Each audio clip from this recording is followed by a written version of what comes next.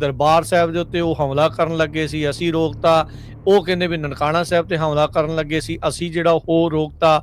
ਸਿੱਖਾਂ ਨੂੰ, ਪੰਜਾਬ ਨੂੰ ਇੱਕ ਧਿਰ ਬਣਾਉਣ ਦੀ ਇੱਕ ਚਾਲ ਜਾਂ ਪੂਰੀ ਇੱਕ ਕੋਸ਼ਿਸ਼ ਆ ਉਹ ਚੱਲਦੀ ਜਾ ਰਹੀ ਸੀ। 에ਅਰ ਡਿਫੈਂਸ ਸਿਸਟਮ ਆ ਸ਼੍ਰੀ ਦਰਬਾਰ ਸਾਹਿਬ ਤੇ ਲਾਇਆ ਗਿਆ। ਸੋ ਉਸ ਫੌਜੀ ਨੂੰ ਇਹ ਗੱਲ ਪਤਾ ਹੋਣੀ ਚਾਹੀਦੀ ਹੈ, ਜਿਹੜਾ ਫੌਜ ਦਾ ਮੈਂਬਰ ਹੈਗਾ, ਵੀ 에ਅਰ ਡਿਫੈਂਸ ਸਿਸਟਮ ਇੱਕ ਬਹੁਤ ਵੱਡੇ ਖੇਤਰ ਨੂੰ ਹੈਗਾ ਜਿਹੜਾ ਉਹ ਕਵਰ ਕਰਦਾ ਹੈਗਾ। ਉਹ ਕੱਲਾ ਇੱਕ ਅੱਧੀ ਬਿਲਡਿੰਗ ਨੂੰ ਕਵਰ ਨਹੀਂ ਕਰਦਾ। ਕਹਿਣ ਲਈ ਇਸ ਲਈ ਆਖਿਆ ਗਿਆ ਕਿਉਂਕਿ ਪੰਜਾਬ ਵਿੱਚੋਂ, ਪੰਜਾਬ ਦੇ ਹਿੰਦੂਆਂ ਤੇ ਪੰਜਾਬ ਦੇ ਸਿੱਖਾਂ ਵਿੱਚ ਜੰਗ ਲਈ ਜਨੂਨ ਪੈਦਾ ਨਹੀਂ ਹੋਇਆ। ਇੱਥੇ ਮੈਂ ਹਿੰਦੂਆਂ ਦਾ ਵੀ ਵਿਸ਼ੇਸ਼ ਜ਼ਿਕਰ ਕਰ ਰਿਹਾ ਕਿਉਂਕਿ ਉਹਨਾਂ ਨੂੰ ਵੀ ਅਹਿਸਾਸ ਸੀ ਵੀ ਜਦੋਂ ਗੋਲੇ ਡਿੱਗਣੇ ਆ ਕੱਲੇ ਸਿੱਖਾਂ ਦੇ ਘਰਾਂ ਤੇ ਨਹੀਂ ਡਿੱਗਣੇ, ਗੋਲੇ ਤਾਂ ਫਿਰ ਸਾਡੇ ਘਰਾਂ ਤੇ ਵੀ ਡਿੱਗਣੇ ਹੈਗੇ। ਸੋ ਪੰਜਾਬ ਦਾ ਹਿੰਦੂ ਵੀ ਇਸ ਜੰਗ ਵਿੱਚ ਸ਼ਾਮਲ ਨਹੀਂ ਸੀ। ਜੋ ਟੈਲੀਵਿਜ਼ਨ ਚੈਨਲਾਂ ਤੇ ਜੋ ਫਿਰਕੂ ਰਾਸ਼ਟਰਵਾਦ ਫੈਲਾਇਆ ਜਾ ਰਿਹਾ ਸੀ, ਪੰਜਾਬ ਦੇ ਹਿੰਦੂ ਨੇ ਉਹਨੂੰ ਬਹੁਤਾ ਐਕਸੈਪਟ ਨਹੀਂ ਕਰਿਆ। ਹਾਲਾਂਕਿ ਜੇ ਆਪਾਂ ਡਿਪਲੋਮੈਟਿਕਲੀ ਇਸ ਸਮੁੱਚੀ ਜਿਹੜੀ ਐਕਸਰਸਾਈਜ਼ ਆ ਉਹਨੂੰ ਦੇਖਣਾ ਹੋਵੇ ਤਾਂ ਆਪਾਂ ਕਹਿ ਸਕਦੇ ਵੀ ਭਾਰਤ ਬਿਲਕੁਲ ਉਲਟ ਦਿਸ਼ਾ ਵਿੱਚ ਚੱਲਿਆ ਹੋਇਆ ਹੈ। ਜਿਹੜੀ ਡਿਪਲੋਮੈਟਿਕ ਜੋ ਕੁਝ ਹੁਣ ਇਹ ਕਰ ਰਹੇ ਹੈਗੇ, ਅਸਲ ਵਿੱਚ ਜੰਗ ਤੋਂ ਪਹਿਲਾਂ ਕਰਨ ਵਾਲੀਆਂ ਗੱਲਾਂ ਹੁੰਦੀਆਂ, ਜੰਗ ਤੋਂ ਬਾਅਦ ਕਰਨ ਵਾਲੀਆਂ। ਸੋ ਭਾਰਤ ਨੇ ਪੁਲਾਰਪੁਣੇ ਵਿੱਚ ਆ ਕੇ ਜੰਗ ਪਹਿਲਾਂ ਸ਼ੁਰੂ ਕਰ ਲਈ ਤੇ ਡਿਪਲੋਮੈਟਿਕ ਐਕਸਰਸਾਈਜ਼ ਆ ਜਿਹੜੀ ਉਹ ਬਾਅਦ ਚ ਕਰ ਰਿਹਾ। ਸੋ ਜੰਗ ਲਈ ਅਮਰੀਕਾ ਵਰਗੇ ਐਡੇ ਪਾਵਰਫੁਲ ਮੁਲਕ ਨੂੰ ਵੀ ਲੋਕਾਂ ਦੀ, ਦੇਸ਼ਾਂ ਦੀ, ਮੁਲਕਾਂ ਦੀ ਤੇ ਡਿਪਲੋਮੈਟਸ ਦੀ ਸਹਿਮਤੀ ਲੈਣੀ ਪੈਂਦੀ ਹੈ। ਸੋ ਉਹਨਾਂ ਨੂੰ ਪਰਸੂਏਟ ਕਰਨਾ ਪੈਂਦਾ ਹੈ। ਚਾਈਨਾ ਨੇ ਬਿਹਾਈਂਡ ਦੀ ਸੀਨ ਜਿਹੜਾ ਸਾਰਾ ਰੋਲ ਨਿਭਾਇਆ ਕਿ ਸੋ ਚਾਈਨੀਜ਼ ਮਿਲਟਰੀ ਨੇ ਜਾਂ ਉਹਨਾਂ ਦੀ ਇੰਟੈਲੀਜੈਂਸ ਨੇ, ਮਿਲਟਰੀ ਇੰਟੈਲੀਜੈਂਸ ਨੇ ਪਾਕਿਸਤਾਨ ਨੂੰ ਬਹੁਤ ਵੱਡੀ ਸਹਾਇਤਾ ਦਿੱਤੀ ਹੈ। ਇਸੇ ਕਰਕੇ ਉਹ ਭਾਰਤ ਦਾ ਹਮਲਾ ਜਿਹੜਾ ਹੈਗਾ ਸਹਿ ਸਕਿਆ ਗਿਆ, ਵਰਨਾ ਭਾਰਤ ਦੀ ਜਿਹੜੀ ਮਿਲਟਰੀ ਪਾਵਰ ਹੈਗੀ ਆ ਉਹ ਸੁਪੀਰੀਅਰ ਦੈਨ ਪਾਕਿਸਤਾਨ ਆ।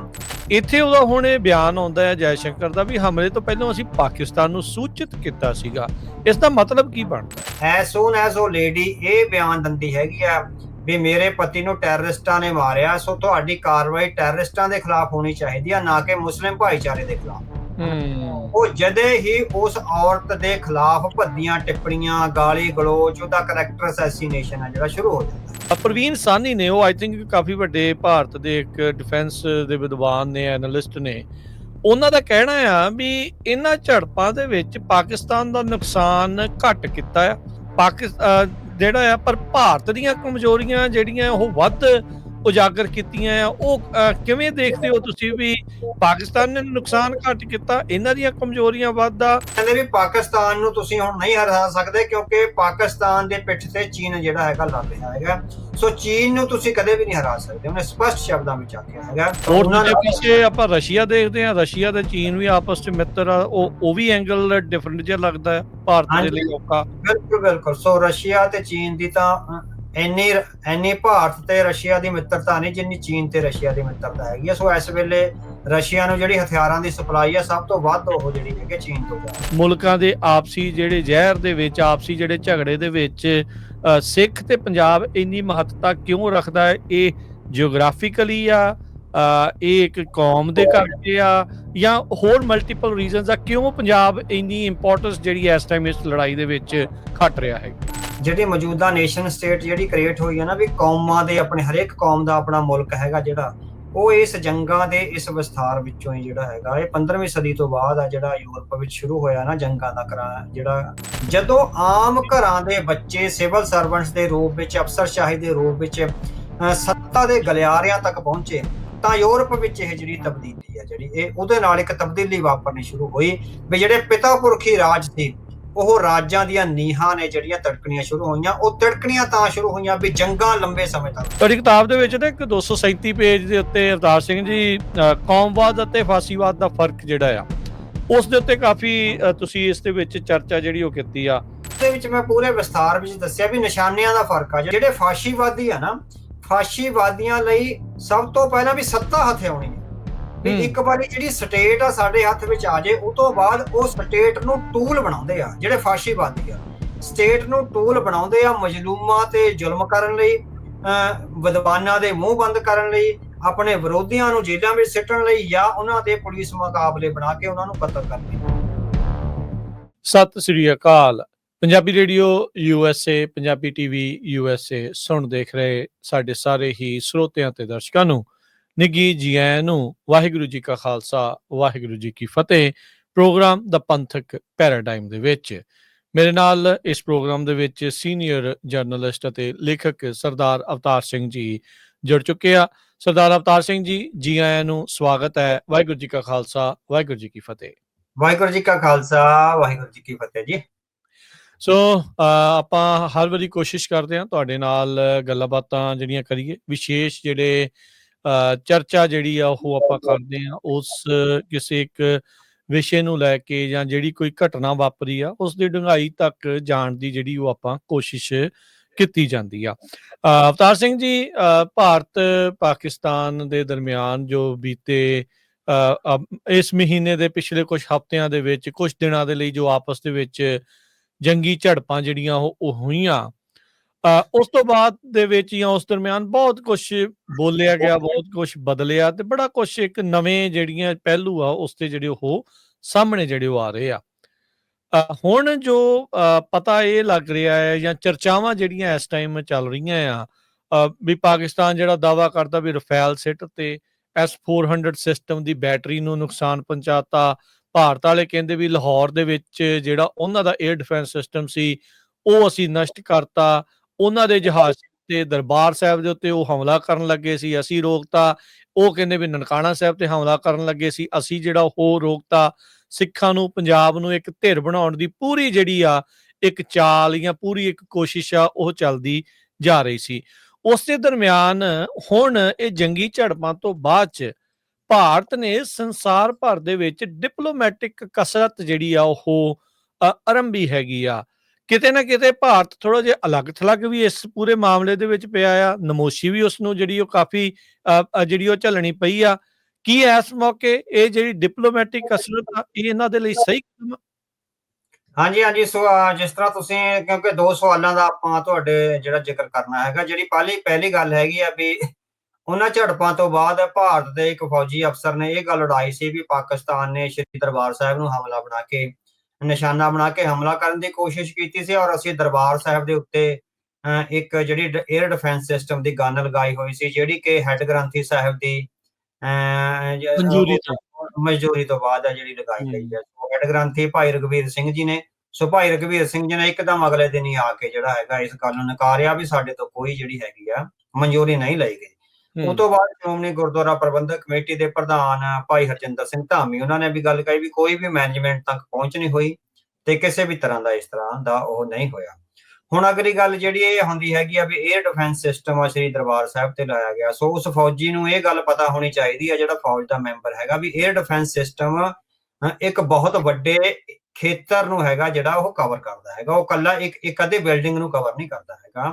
ਸੋ ਜੇ 에ਅਰ ਡਿਫੈਂਸ ਸਿਸਟਮ, ਕਿਉਂਕਿ ਬਾਰਡਰ ਦੇ ਲੱਗ ਗਿਆ, ਕਿਤੇ ਵੀ ਲੱਗਿਆ ਹੋ ਸਕਦਾ, ਸੋ ਉਸ 에ਅਰ ਡਿਫੈਂਸ ਸਿਸਟਮ ਨੇ ਜੇ ਦਰਬਾਰ ਸਾਹਿਬ ਨੂੰ ਤੇ ਹੋਏ ਹਮਲੇ ਨੂੰ ਰੋਕਣਾ ਹੈ ਤਾਂ ਉਹਨੇ ਦੁਰਗਿਆਣਾ ਮੰਦਿਰ ਦਾ ਵੀ ਰੋਕਣਾ, ਤੇ ਬਾਰਡਰ ਤੇ ਜਾ ਕੇ ਰਾਮ ਤੀਰਥ ਹੈ ਉਹਨੇ ਵੀ ਰੋਕਣਾ ਹੈਗਾ। ਸੋ ਇੱਕ ਬਹੁਤ ਵਾਸਟ ਏਰੀਆ ਹੁੰਦਾ ਹੈਗਾ। ਹੋ ਸਕਦਾ 2-3 ਜ਼ਿਲ੍ਹਿਆਂ ਨੂੰ ਇੱਕ ਜਿਹੜਾ 에ਅਰ ਡਿਫੈਂਸ ਸਿਸਟਮ ਆ ਉਹ ਰੋਕਦਾ ਹੋਵੇ, ਹਨਾ। ਪਰ ਉਹ ਉਸ ਵੱਲੋਂ ਆਪਣੀ ਫੌਜੀ ਕਾਬਲੀਅਤ ਅਨੁਸਾਰ ਹੈ ਜਿਹੜੀ ਗੱਲ ਨਹੀਂ ਕਹੀ। ਇੱਕ ਹੋ ਸਕਦਾ ਉਹਨੂੰ ਕਹਿਣ ਲਈ ਆਖਿਆ ਗਿਆ ਹੋਵੇ। ਕਹਿਣ ਲਈ ਇਸ ਲਈ ਆਖਿਆ ਗਿਆ ਕਿਉਂਕਿ ਪੰਜਾਬ ਵਿੱਚੋਂ, ਪੰਜਾਬ ਦੇ ਹਿੰਦੂਆਂ ਤੇ ਪੰਜਾਬ ਦੇ ਸਿੱਖਾਂ ਵਿੱਚ ਜੰਗ ਲਈ ਜਨੂੰਨ ਪੈਦਾ ਨਹੀਂ ਹੋਇਆ। ਇੱਥੇ ਮੈਂ ਹਿੰਦੂਆਂ ਦਾ ਵੀ ਵਿਸ਼ੇਸ਼ ਜ਼ਿਕਰ ਕਰ ਰਿਹਾ ਕਿਉਂਕਿ ਉਹਨਾਂ ਨੂੰ ਵੀ ਅਹਿਸਾਸ ਸੀ ਵੀ ਜਦੋਂ ਗੋਲੇ ਡਿੱਗਣੇ ਆ ਕੱਲੇ ਸਿੱਖਾਂ ਦੇ ਘਰਾਂ ਤੇ ਨਹੀਂ ਡਿੱਗਣੇ, ਗੋਲੇ ਤਾਂ ਫਿਰ ਸਾਡੇ ਘਰਾਂ ਤੇ ਵੀ ਡਿੱਗਣੇ ਹੈਗੇ। ਸਹੀ। ਸੋ ਪੰਜਾਬ ਦਾ ਹਿੰਦੂ ਵੀ ਇਸ ਜੰਗ ਵਿੱਚ ਸ਼ਾਮਲ ਨਹੀਂ ਸੀ। ਜੋ ਟੈਲੀਵਿਜ਼ਨ ਚੈਨਲਾਂ ਤੇ ਜੋ ਫਿਰਕੂ ਰਾਸ਼ਟਰਵਾਦ ਫੈਲਾਇਆ ਜਾ ਰਿਹਾ ਸੀ, ਪੰਜਾਬ ਦੇ ਹਿੰਦੂ ਨੇ ਉਹਨੂੰ ਬਹੁਤਾ ਐਕਸੈਪਟ ਨਹੀਂ ਕਰਿਆ। ਹਾਲਾਂਕਿ ਉਹ ਪੱਕਾ ਮੋਦੀ ਦਾ ਭਗਤ ਆ, ਇਸ ਗੱਲ ਵਿੱਚ ਵੀ ਕੋਈ ਦੋ ਰਾਵਾਂ ਨਹੀਂ ਹੈਗੀਆਂ। ਜਿਹੜੇ ਮੋਦੀ ਦੇ ਭਗਤ ਸੀਗੇ, ਮਤਲਬ ਕਿ ਮੇਰੇ ਕੋਲ ਆਪਣੇ ਕਾਫੀ ਸਾਰੇ ਸਾਡੇ ਦੋਸਤਾਂ ਕੋਲ ਇਸ ਤਰ੍ਹਾਂ ਦੇ ਸਬੂਤ ਨੇ। ਬਹੁਤ ਸਾਰੇ ਦੋਸਤਾਂ ਨੇ ਅਸੀਂ ਇੱਕ ਦੇਖਿਆ ਹੈਗਾ ਟ੍ਰੈਂਡ ਵੀ ਜਿੰਨਾ ਚਿਰ ਜੰਗ ਲੱਗੀ ਰਹੀ, ਜਿਹੜੇ ਹਿੰਦੂ ਨੌਜਵਾਨ ਸਾਡੇ ਦੋਸਤ ਮਿੱਤਰ ਆ ਉਹਨਾਂ ਵੱਲੋਂ ਕੋਈ ਵੀ ਸਾਨੂੰ ਕੋਈ ਸਕਰੀਨਸ਼ਾਟ ਜਾਂ ਖਬਰ ਇਸ ਤਰ੍ਹਾਂ ਦੀ ਨਹੀਂ ਭੇਜੀ ਗਈ ਮੀਡੀਆ ਤੇ।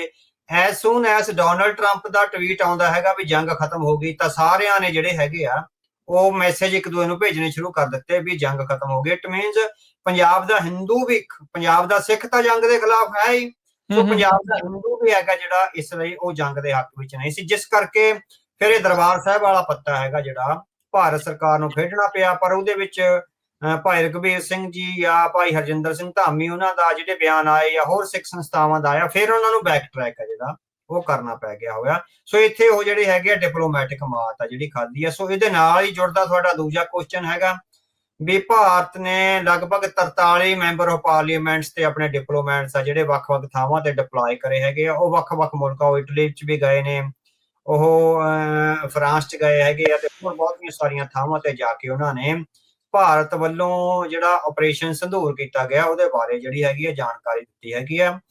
ਜੇ ਆਪਾਂ ਡਿਪਲੋਮੈਟਿਕਲੀ ਇਸ ਸਮੁੱਚੀ ਜਿਹੜੀ ਐਕਸਰਸਾਈਜ਼ ਆ ਉਹਨੂੰ ਦੇਖਣਾ ਹੋਵੇ ਤਾਂ ਆਪਾਂ ਕਹਿ ਸਕਦੇ ਵੀ ਭਾਰਤ ਬਿਲਕੁਲ ਉਲਟ ਦਿਸ਼ਾ ਵਿੱਚ ਚੱਲਿਆ ਹੋਇਆ ਹੈ। ਭਾਰਤ ਦੀ ਡਿਪਲੋਮੈਟਿਕ ਐਕਸਰਸਾਈਜ਼ ਉਲਟ ਦਿਸ਼ਾ ਵਿੱਚ ਚੱਲੀ ਹੋਈ ਹੈ। ਜਿਹੜੀ ਡਿਪਲੋਮੈਟਿਕ ਜੋ ਕੁਝ ਹੁਣ ਇਹ ਕਰ ਰਹੇ ਹੈਗੇ, ਅਸਲ ਵਿੱਚ ਇਹ ਜੰਗ ਤੋਂ ਪਹਿਲਾਂ ਕਰਨ ਵਾਲੀਆਂ ਗੱਲਾਂ ਹੁੰਦੀਆਂ, ਜੰਗ ਤੋਂ ਬਾਅਦ ਕਰਨ ਵਾਲੀਆਂ ਗੱਲਾਂ ਨਹੀਂ ਹੁੰਦੀਆਂ। ਸੋ ਭਾਰਤ ਨੇ ਉਲਾਰਪੁਣੇ ਵਿੱਚ ਆ ਕੇ ਜੰਗ ਪਹਿਲਾਂ ਸ਼ੁਰੂ ਕਰ ਲਈ ਤੇ ਡਿਪਲੋਮੈਟਿਕ ਐਕਸਰਸਾਈਜ਼ ਆ ਜਿਹੜੀ ਉਹ ਬਾਅਦ ਚ ਕਰ ਰਿਹਾ। ਸੋ ਇਹ ਤਾਂ ਅਮਰੀਕਾ ਵੀ ਨਹੀਂ ਕਰਦਾ। ਅਮਰੀਕਾ ਨੇ ਵੀ ਤੁਸੀਂ ਦੇਖਿਆ, ਚਾਹੇ 1990-91 ਵਾਲੀ ਇਰਾਕ ਵਾਰ ਸੀ, ਚਾਹੇ 2003 ਵਾਲੀ, ਜੋ 2003 ਵਾਲੀ ਇਰਾਕ ਵਾਰ ਦੀ ਤਾਂ ਮਤਲਬ ਕਿ 15 ਜਾਂ 16 ਦਿਨ ਆ ਜਿਹੜਾ ਯੂਐਨਓ ਵਿੱਚ ਜਿਹੜਾ ਘੜਵਾਸ ਪਿਆ ਉਹ ਆਪਣੇ ਸਾਡੀਆਂ ਅੱਖਾਂ ਦੇ ਸਾਹਮਣੇ ਆ, ਸਾਰਾ ਕੁਝ ਹੋ ਰਿਹਾ ਹੈਗਾ। ਸੋ ਯੂਐਨ ਸਿਕਿਉਰਿਟੀ ਕਾਉਂਸਲ ਦੇ ਮਤੇ ਆਏ, 1491 ਨੰਬਰ ਮਤਾ ਸੀ ਮੇਰਾ ਖਿਆਲ, ਜੇ ਮੈਂ ਗਲਤ ਨਾ ਹੋਵਾਂ। ਤੇ ਉਸ ਤੋਂ ਬਾਅਦ ਜਿਹੜਾ ਹੈਗਾ ਬਈ ਰੂਸ ਨੇ ਜਿਹੜਾ ਹੈਗਾ ਉਹਦੇ ਵਿੱਚੋਂ ਇੱਕ ਤਰ੍ਹਾਂ ਨਾਲ ਵੀਟੋ ਕਰਿਆ ਸੀ। ਫਿਰ ਜਦੋਂ ਵੀਟੋ ਹੋਇਆ, ਮਸਲਾ ਹੋਵੇ, ਕਾਫੀ ਮਸਲਾ ਪੈ ਜਾਂਦਾ ਹੈਗਾ। ਉਸ ਤੋਂ ਬਾਅਦ ਜਿਹੜੇ ਟੈਂਪਰੇਰੀ ਸਿਕਿਉਰਿਟੀ ਕਾਉਂਸਲ ਦੇ ਮੈਂਬਰ ਸੀਗੇ 15 ਜਾਂ 16, ਉਹਨਾਂ ਨੂੰ ਅਮਰੀਕਨ ਡਿਪਲੋਮੈਟਸ ਨੇ ਬਹੁਤ ਸਾਰਾ ਪਰਸੂਏਟ ਕਰਿਆ ਤੇ ਉਹ ਵੋਟਿੰਗ ਆ ਜਿਹੜੀ ਕਿਸ ਤਰ੍ਹਾਂ ਕਰਵਾ ਕੇ, ਉਸ ਵੇਲੇ ਵੀ 9 ਤੇ 6 ਦੀ ਰੇਸ਼ੀਓ ਬਣ ਗਈ ਸੀ। ਸੋ 9 ਹੀ ਹੱਕ ਵਿੱਚ ਸੀ, ਇੱਕ ਵਾਰੀ ਤਾਂ ਬਰਾਬਰ ਜੇ ਆ ਗਏ ਸੀ। ਫਿਰ ਮੈਂਬਰਾਂ ਦੀ ਜਿਹੜੀ ਰੇਸ਼ੀਓ ਆ ਉਹ ਵਧਾ ਕੇ ਇਹਨਾਂ ਨੇ ਤੇ ਤਾਂ ਜਿਹੜੀ ਸਹਿਮਤੀ ਲਈ ਸੀ ਜੰਗ ਲਈ। ਸੋ ਜੰਗ ਲਈ ਅਮਰੀਕਾ ਵਰਗੇ ਐਡੇ ਪਾਵਰਫੁਲ ਮੁਲਕ ਨੂੰ ਵੀ ਲੋਕਾਂ ਦੀ, ਦੇਸ਼ਾਂ ਦੀ, ਮੁਲਕਾਂ ਦੀ ਤੇ ਡਿਪਲੋਮੈਟਸ ਦੀ ਸਹਿਮਤੀ ਲੈਣੀ ਪੈਂਦੀ ਹੈ। ਸੋ ਉਹਨਾਂ ਨੂੰ ਪਰਸੂਏਟ ਕਰਨਾ ਪੈਂਦਾ ਹੈ। ਸੋ ਭਾਰਤ ਨੇ ਜੰਗ ਪਹਿਲਾਂ ਸ਼ੁਰੂ ਕਰ ਲਈ ਤੇ ਜਿਹੜੀ ਪਰਸੂਏਸ਼ਨ ਆ ਹੁਣ ਉਹ ਜਿਹੜੀ ਹੈਗੀ ਹੈ ਬਾਅਦ ਕਰ ਰਿਹਾ, ਕਿਉਂਕਿ ਉਹ ਆਈਸੋਲੇਸ਼ਨ ਨੂੰ ਹੁਣ ਮਹਿਸੂਸ ਕਰ ਰਿਹਾ। ਇਸ ਤੋਂ ਪਹਿਲਾਂ ਭਾਰਤ ਨੂੰ ਇਹ ਮਹਿਸੂਸ ਨਹੀਂ ਸੀ ਹੁੰਦਾ ਵੀ ਅਸੀਂ ਆਈਸੋਲੇਟਡ ਹੈਗੇ ਆ, ਕਿਉਂਕਿ ਆਪਾਂ ਪਿਛਲੇ ਪ੍ਰੋਗਰਾਮ ਵਿੱਚ ਵੀ ਕਿਹਾ ਸੀ ਵੀ ਉਹਨਾਂ ਨੇ ਬੜੀ ਸਕਸੈਸਫੁਲ ਡਿਪਲੋਮੇਸੀ ਆ ਜਿਹੜੀ ਲੰਬੇ ਸਮੇਂ ਤੋਂ ਉਹ ਕਰਦੇ ਆ ਰਹੇ ਸੀ। ਪਰ ਇਸ ਜੰਗ ਨੇ ਕਾਫੀ ਸਾਰੇ ਜਿਹੜੇ ਕਰੈਕਸ ਆ ਉਹਨਾਂ ਦੇ ਡਿਪਲੋਮੈਟਿਕ ਐਕਸਰਸਾਈਜ਼ ਵਿੱਚ ਉਹ ਦਿਖਾਏ ਹੈਗੇ ਆ, ਜਿਸ ਕਰਕੇ ਹੁਣ ਉਹ ਜਿਹੜਾ ਕੰਮ ਪਹਿਲਾਂ ਕਰਨਾ ਚਾਹੀਦਾ ਸੀ, ਹੁਣ ਡਰੇ ਹੋਏ ਜਾਂ ਆਪਾਂ ਕਹਿ ਸਕਦੇ ਵੀ ਭਮੱਤਰੇ ਹੋਏ ਜਾਂ ਕਾਫੀ ਕੁਛ ਆ ਉਹਨਾਂ ਦੇ ਇਨਸਾਈਡ ਕੀ ਚੱਲਦਾ ਉਹ ਤਾਂ ਭਾਰਤੀ ਡਿਪਲੋਮੈਟਸ ਹੀ ਦੱਸ ਸਕਦੇ, ਪਰ ਉਹ ਬਾਅਦ ਵਿੱਚ ਜਿਹੜਾ ਹੈਗਾ ਉਹ ਕਰ ਰਹੇ ਹੈਗੇ ਨੇ। ਸੋ ਇਸ ਤਰ੍ਹਾਂ ਦੀਆਂ ਜਿਹੜੀਆਂ ਆਪਾਂ ਇਸ ਜਿਹੜੀ ਕਸਰਤ ਹੈਗੀ ਇਹਨੂੰ ਇਸ ਤਰ੍ਹਾਂ ਦੇਖ ਸਕਦੇ ਆ ਵੀ ਪਰਸੂਏਸ਼ਨ ਆ ਜਿਹੜੀ ਵੱਖ-ਵੱਖ ਮੁਲਕਾਂ ਨੂੰ, ਜੇ ਉਹਨਾਂ ਕੋਲ ਕੋਈ ਪਹਿਲਗਾਮ ਕਾਂਡ ਦੇ ਸਬੂਤ ਸੀਗੇ, ਇੱਕਦਮ ਉਹ ਸਬੂਤਾਂ ਸਹਿਤ ਯੂਐਨਓ ਨੂੰ ਜਾਂ ਜਿਨ੍ਹਾਂ ਮੁਲਕਾਂ ਵਿੱਚ ਹੁਣ ਜਾ ਰਹੇ ਹੈਗੇ ਉਹਨਾਂ ਨੂੰ ਪਰਸੂਏਟ ਕਰਨਾ ਚਾਹੀਦਾ ਸੀ। ਉਹ ਤੋਂ ਬਾਅਦ ਜੰਗ ਸ਼ੁਰੂ ਕਰਨੀ ਚਾਹੀਦੀ ਸੀ, ਪਰ ਹੁਣ ਇਹ ਬਹੁਤ ਲੇਟ ਹੋ ਚੁੱਕਿਆ। ਆਈਸੋਲੇਸ਼ਨ ਵਧ ਰਹੀ ਹੈਗੀ ਆ ਭਾਰਤ ਦੀ। ਸੋ ਤਾਂ ਹੀ ਆਪਾਂ ਦੇਖ ਰਹੇ ਹਾਂ ਵੀ ਕੋਈ ਵੀ ਮੁਲਕ ਭਾਰਤ ਦੇ ਨਾਲ ਖੜਨ ਨੂੰ ਰਾਜੀ ਨਹੀਂ ਹੈ ਇਸ ਟਾਈਮ। ਹਾਂਜੀ। ਸੋ ਇਸੇ ਕਰਕੇ ਹੈਗਾ ਵੀ ਜੇ ਉਹ ਜੰਗ ਤੋਂ ਪਹਿਲਾਂ ਡਿਪਲੋਮੈਟਿਕ ਐਕਸਰਸਾਈਜ਼ ਕੀਤੀ ਹੋਵੇ ਤਾਂ ਕੁਝ ਆਵਾਜ਼ਾਂ ਨੇ ਜਿਹੜੀਆਂ ਆ ਜਾਂਦੀਆਂ। ਉਹ ਤਾਂ ਪਾਕਿਸਤਾਨ ਦੇ ਹੱਕ ਵਿੱਚ ਵੀ ਕੋਈ ਵੈਸੇ ਨਹੀਂ ਖੜਿਆ।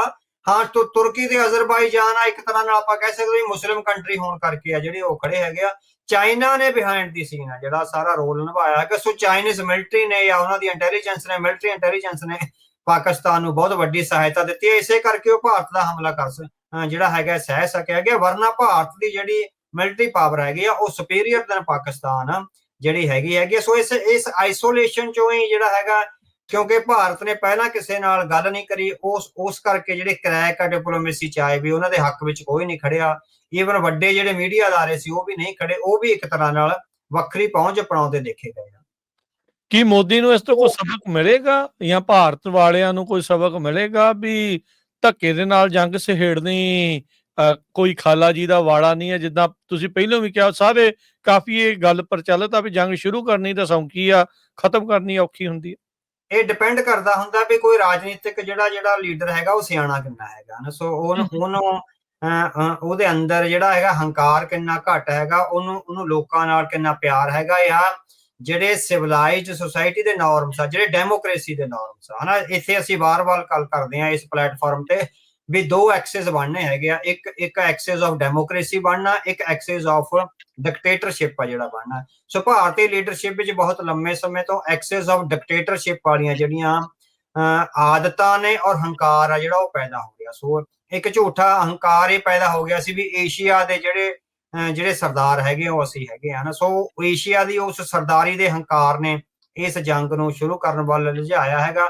ਹੁਣ ਉਸ ਜੰਗ ਨੇ ਜਿਹੜੀਆਂ ਕੌੜੀਆਂ ਸੱਚਾਈਆਂ ਸਾਹਮਣੇ ਲਿਆਂਦੀਆਂ। ਅੱਜ ਭਾਰਤੀ ਫੌਜ ਦਾ ਜਿਹੜਾ ਹਵਾਈ ਫੌਜ ਦਾ ਚੀਫ ਹੈਗੇ ਆ, ਸਰਦਾਰ ਹੈਗੇ ਆ, ਜੀ ਉਹਨਾਂ ਜੀ ਦਾ ਹਨਾ, ਤੇ ਅਮਰਪ੍ਰੀਤ ਸਿੰਘ ਆ ਸ਼ਾਇਦ ਉਹਨਾਂ ਦਾ ਨਾਂ ਸੀ, ਉਹਨਾਂ ਨੇ ਇਹ ਆਖਿਆ ਹੈਗਾ ਵੀ ਭਾਸ਼ਣ ਜ਼ਿਆਦਾ ਹੋ ਰਹੇ ਆ, ਹਵਾਈ ਜਹਾਜ਼ਾਂ ਦੀ ਡਿਲੀਵਰੀ ਨਹੀਂ ਹੋ ਰਹੀ ਜਾਂ ਇਕਵਿਪਮੈਂਟ ਦੀ ਡਿਲੀਵਰੀ ਨਹੀਂ ਹੋ ਰਹੀ ਹਨਾ। ਸੋ ਇਸ ਤਰ੍ਹਾਂ ਦਾ ਜਿਹੜਾ ਗੈਪ ਹੈਗਾ, ਜਿਹੜੀਆਂ ਇਹ ਕਰੈਕਸ ਪਾ ਰਿਹਾ ਹੈਗਾ। ਸੋ ਉਹਨਾਂ ਨੇ ਭਾਰਤ ਨੂੰ ਇੱਕ ਤਰ੍ਹਾਂ ਨਾਲ ਹੁਣ ਚਾਈਨਾ ਜਿਸ ਢੰਗ ਨਾਲ ਲੜਿਆ, ਉਹਦੇ ਚ ਉਹ ਅਹਿਸਾਸ ਹੋਣ ਲੱਗਿਆ ਹੈਗਾ ਵੀ ਜੰਗ ਇੰਨੀ ਸੌਖੀ ਨਹੀਂ ਹੈ। ਆਪਾਂ ਪਿਛਲੇ ਪ੍ਰੋਗਰਾਮ ਚ ਵੀ ਕਿਹਾ ਸੀ ਵੀ ਜੰਗ ਇੰਨੀ ਸੌਖੀ ਨਹੀਂ ਹੈ।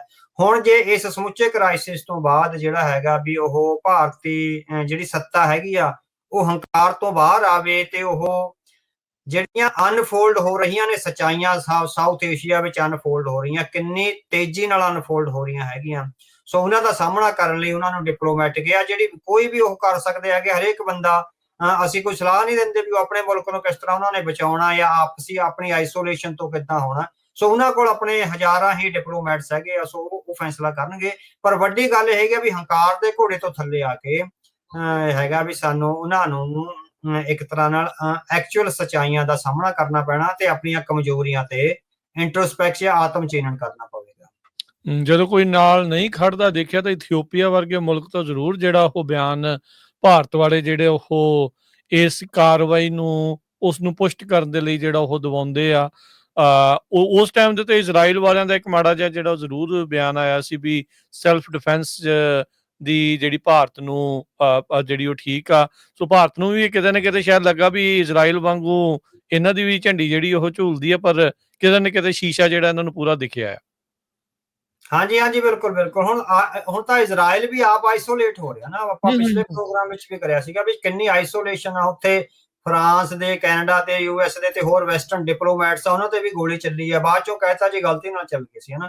ਸੋ ਉਹਨਾਂ ਨੇ ਕਿੰਨਾ ਸਨੱਬ ਕਰਿਆ। ਥੋੜੀਆਂ ਜਿਹੀਆਂ ਕੁਝ ਲੋਕਾਂ ਦੇ ਉੱਤੇ ਜਿਹੜੀਆਂ ਹੈਗੀਆਂ ਉਹ ਪਾਬੰਦੀਆਂ ਵੀ ਲੱਗੀਆਂ ਨੇ, ਸੈਂਕਸ਼ਨਸ ਜਿਹੜੀਆਂ ਲੱਗਣ ਲੱਗੀਆਂ। ਹਲੇ ਕੰਟਰੀ ਤੇ ਸੈਂਕਸ਼ਨਸ ਨਹੀਂ ਲੱਗੀਆਂ, ਪਰ ਜਿਸ ਕਿਸਮ ਨਾਲ ਅੱਜ ਮੇਰੇ ਕੋਲ ਇੱਕ ਵੀਡੀਓ ਆਈ ਹੈਗੀ ਆ, ਜਿਹੜਾ ਯੂਐਸ ਦਾ ਅਨਵਾਈ ਆ ਯੂਐਨਓ ਵਿੱਚ, ਉਹ ਰੋ ਰਿਹਾ ਬਜ਼ੁਰਗ ਹਨਾ। ਸੋ ਉਸਨੇ ਰੋ ਰੋ ਕੇ ਧਾਹਾਂ ਮਾਰ ਕੇ ਕਹਿੰਦਾ ਮੇਰੇ ਵੀ ਗ੍ਰੈਂਡ ਚਿਲਡਰਨ ਹੈਗੇ ਆ, ਉਹਨਾਂ ਬੱਚਿਆਂ ਨੂੰ ਆਪਣੇ ਮਾਂ-ਬਾਪ ਦੀ ਜਾਂ ਹੋਰ ਆਪਣੇ ਫੈਮਿਲੀ ਮੈਂਬਰਾਂ ਦੀ ਕਿੰਨੀ ਜ਼ਰੂਰਤ ਹੁੰਦੀ ਆ। ਵੀ ਜੋ ਕੁਝ ਹੋ ਰਿਹਾ ਹੈਗਾ ਉਹਦੇ ਚੋਂ ਜਿਹੜੀ ਆਈਸੋਲੇਸ਼ਨ ਆ ਇਜ਼ਰਾਈਲ ਦੀ ਉਹ ਵੱਧ ਰਹੀ ਹੈਗੀ ਆ। ਸੋ ਜਦੋਂ ਇਜ਼ਰਾਈਲ ਆਈਸੋਲੇਟ ਹੋ ਰਿਹਾ ਤਾਂ ਭਾਰਤ ਨੂੰ ਵੀ ਇਹ ਗੱਲ ਸਮਝਣੀ ਚਾਹੀਦੀ ਆ ਵੀ ਇਹ ਸਾਰਾ ਜਿਹੜਾ ਹੈਗਾ ਵੀ ਜਿੱਦਾਂ ਕਹਿੰਦੇ ਨੇ ਵੀ ਡਾਂਗ ਦੇ ਸਹਾਰੇ ਨਹੀਂ ਚੱਲਦਾ ਹੁੰਦਾ। ਸਿਵਲਾਈਜ਼ਡ ਸੁਸਾਇਟੀਜ਼ ਵਿੱਚ ਬਹੁਤ ਸਾਰੀਆਂ ਗੱਲਾਂ ਨੇ ਜਿਹੜੀਆਂ ਉਹ ਕਿਸੇ ਆਪਣੇ ਜਿਹੜੇ ਡਿਪਲੋਮੈਟਿਕ ਚੈਨਲਸ ਆ ਉਹਨਾਂ ਨਾਲ ਵੀ ਹੱਲ ਕੀਤੀਆਂ ਜਾ ਸਕਦੀਆਂ। ਅੱਛਾ, ਹੁਣ ਅਵਤਾਰ ਸਿੰਘ ਜੀ, ਜਿਹੜਾ ਜੈ ਸ਼ੰਕਰ ਆ ਉਸ ਦੀ ਜਿਹੜੀ ਵਿਦੇਸ਼ ਨੀਤੀ ਨੂੰ ਲੈ ਕੇ ਭਾਰਤੀ ਬਹੁਤ ਪੱਟ ਤੇ ਥਾਪੀਆਂ ਮਾਰਨ ਵਾਲੀ ਗੱਲ ਹੀ ਕਰਦੇ ਵੀ ਲੈ ਵੀ ਇਹਨੇ ਤਾਂ ਬੱਲੇ ਬੱਲੇ ਪੂਰੀ ਜਿਹੜੀ ਉਹ ਕਰਾਈ ਆ।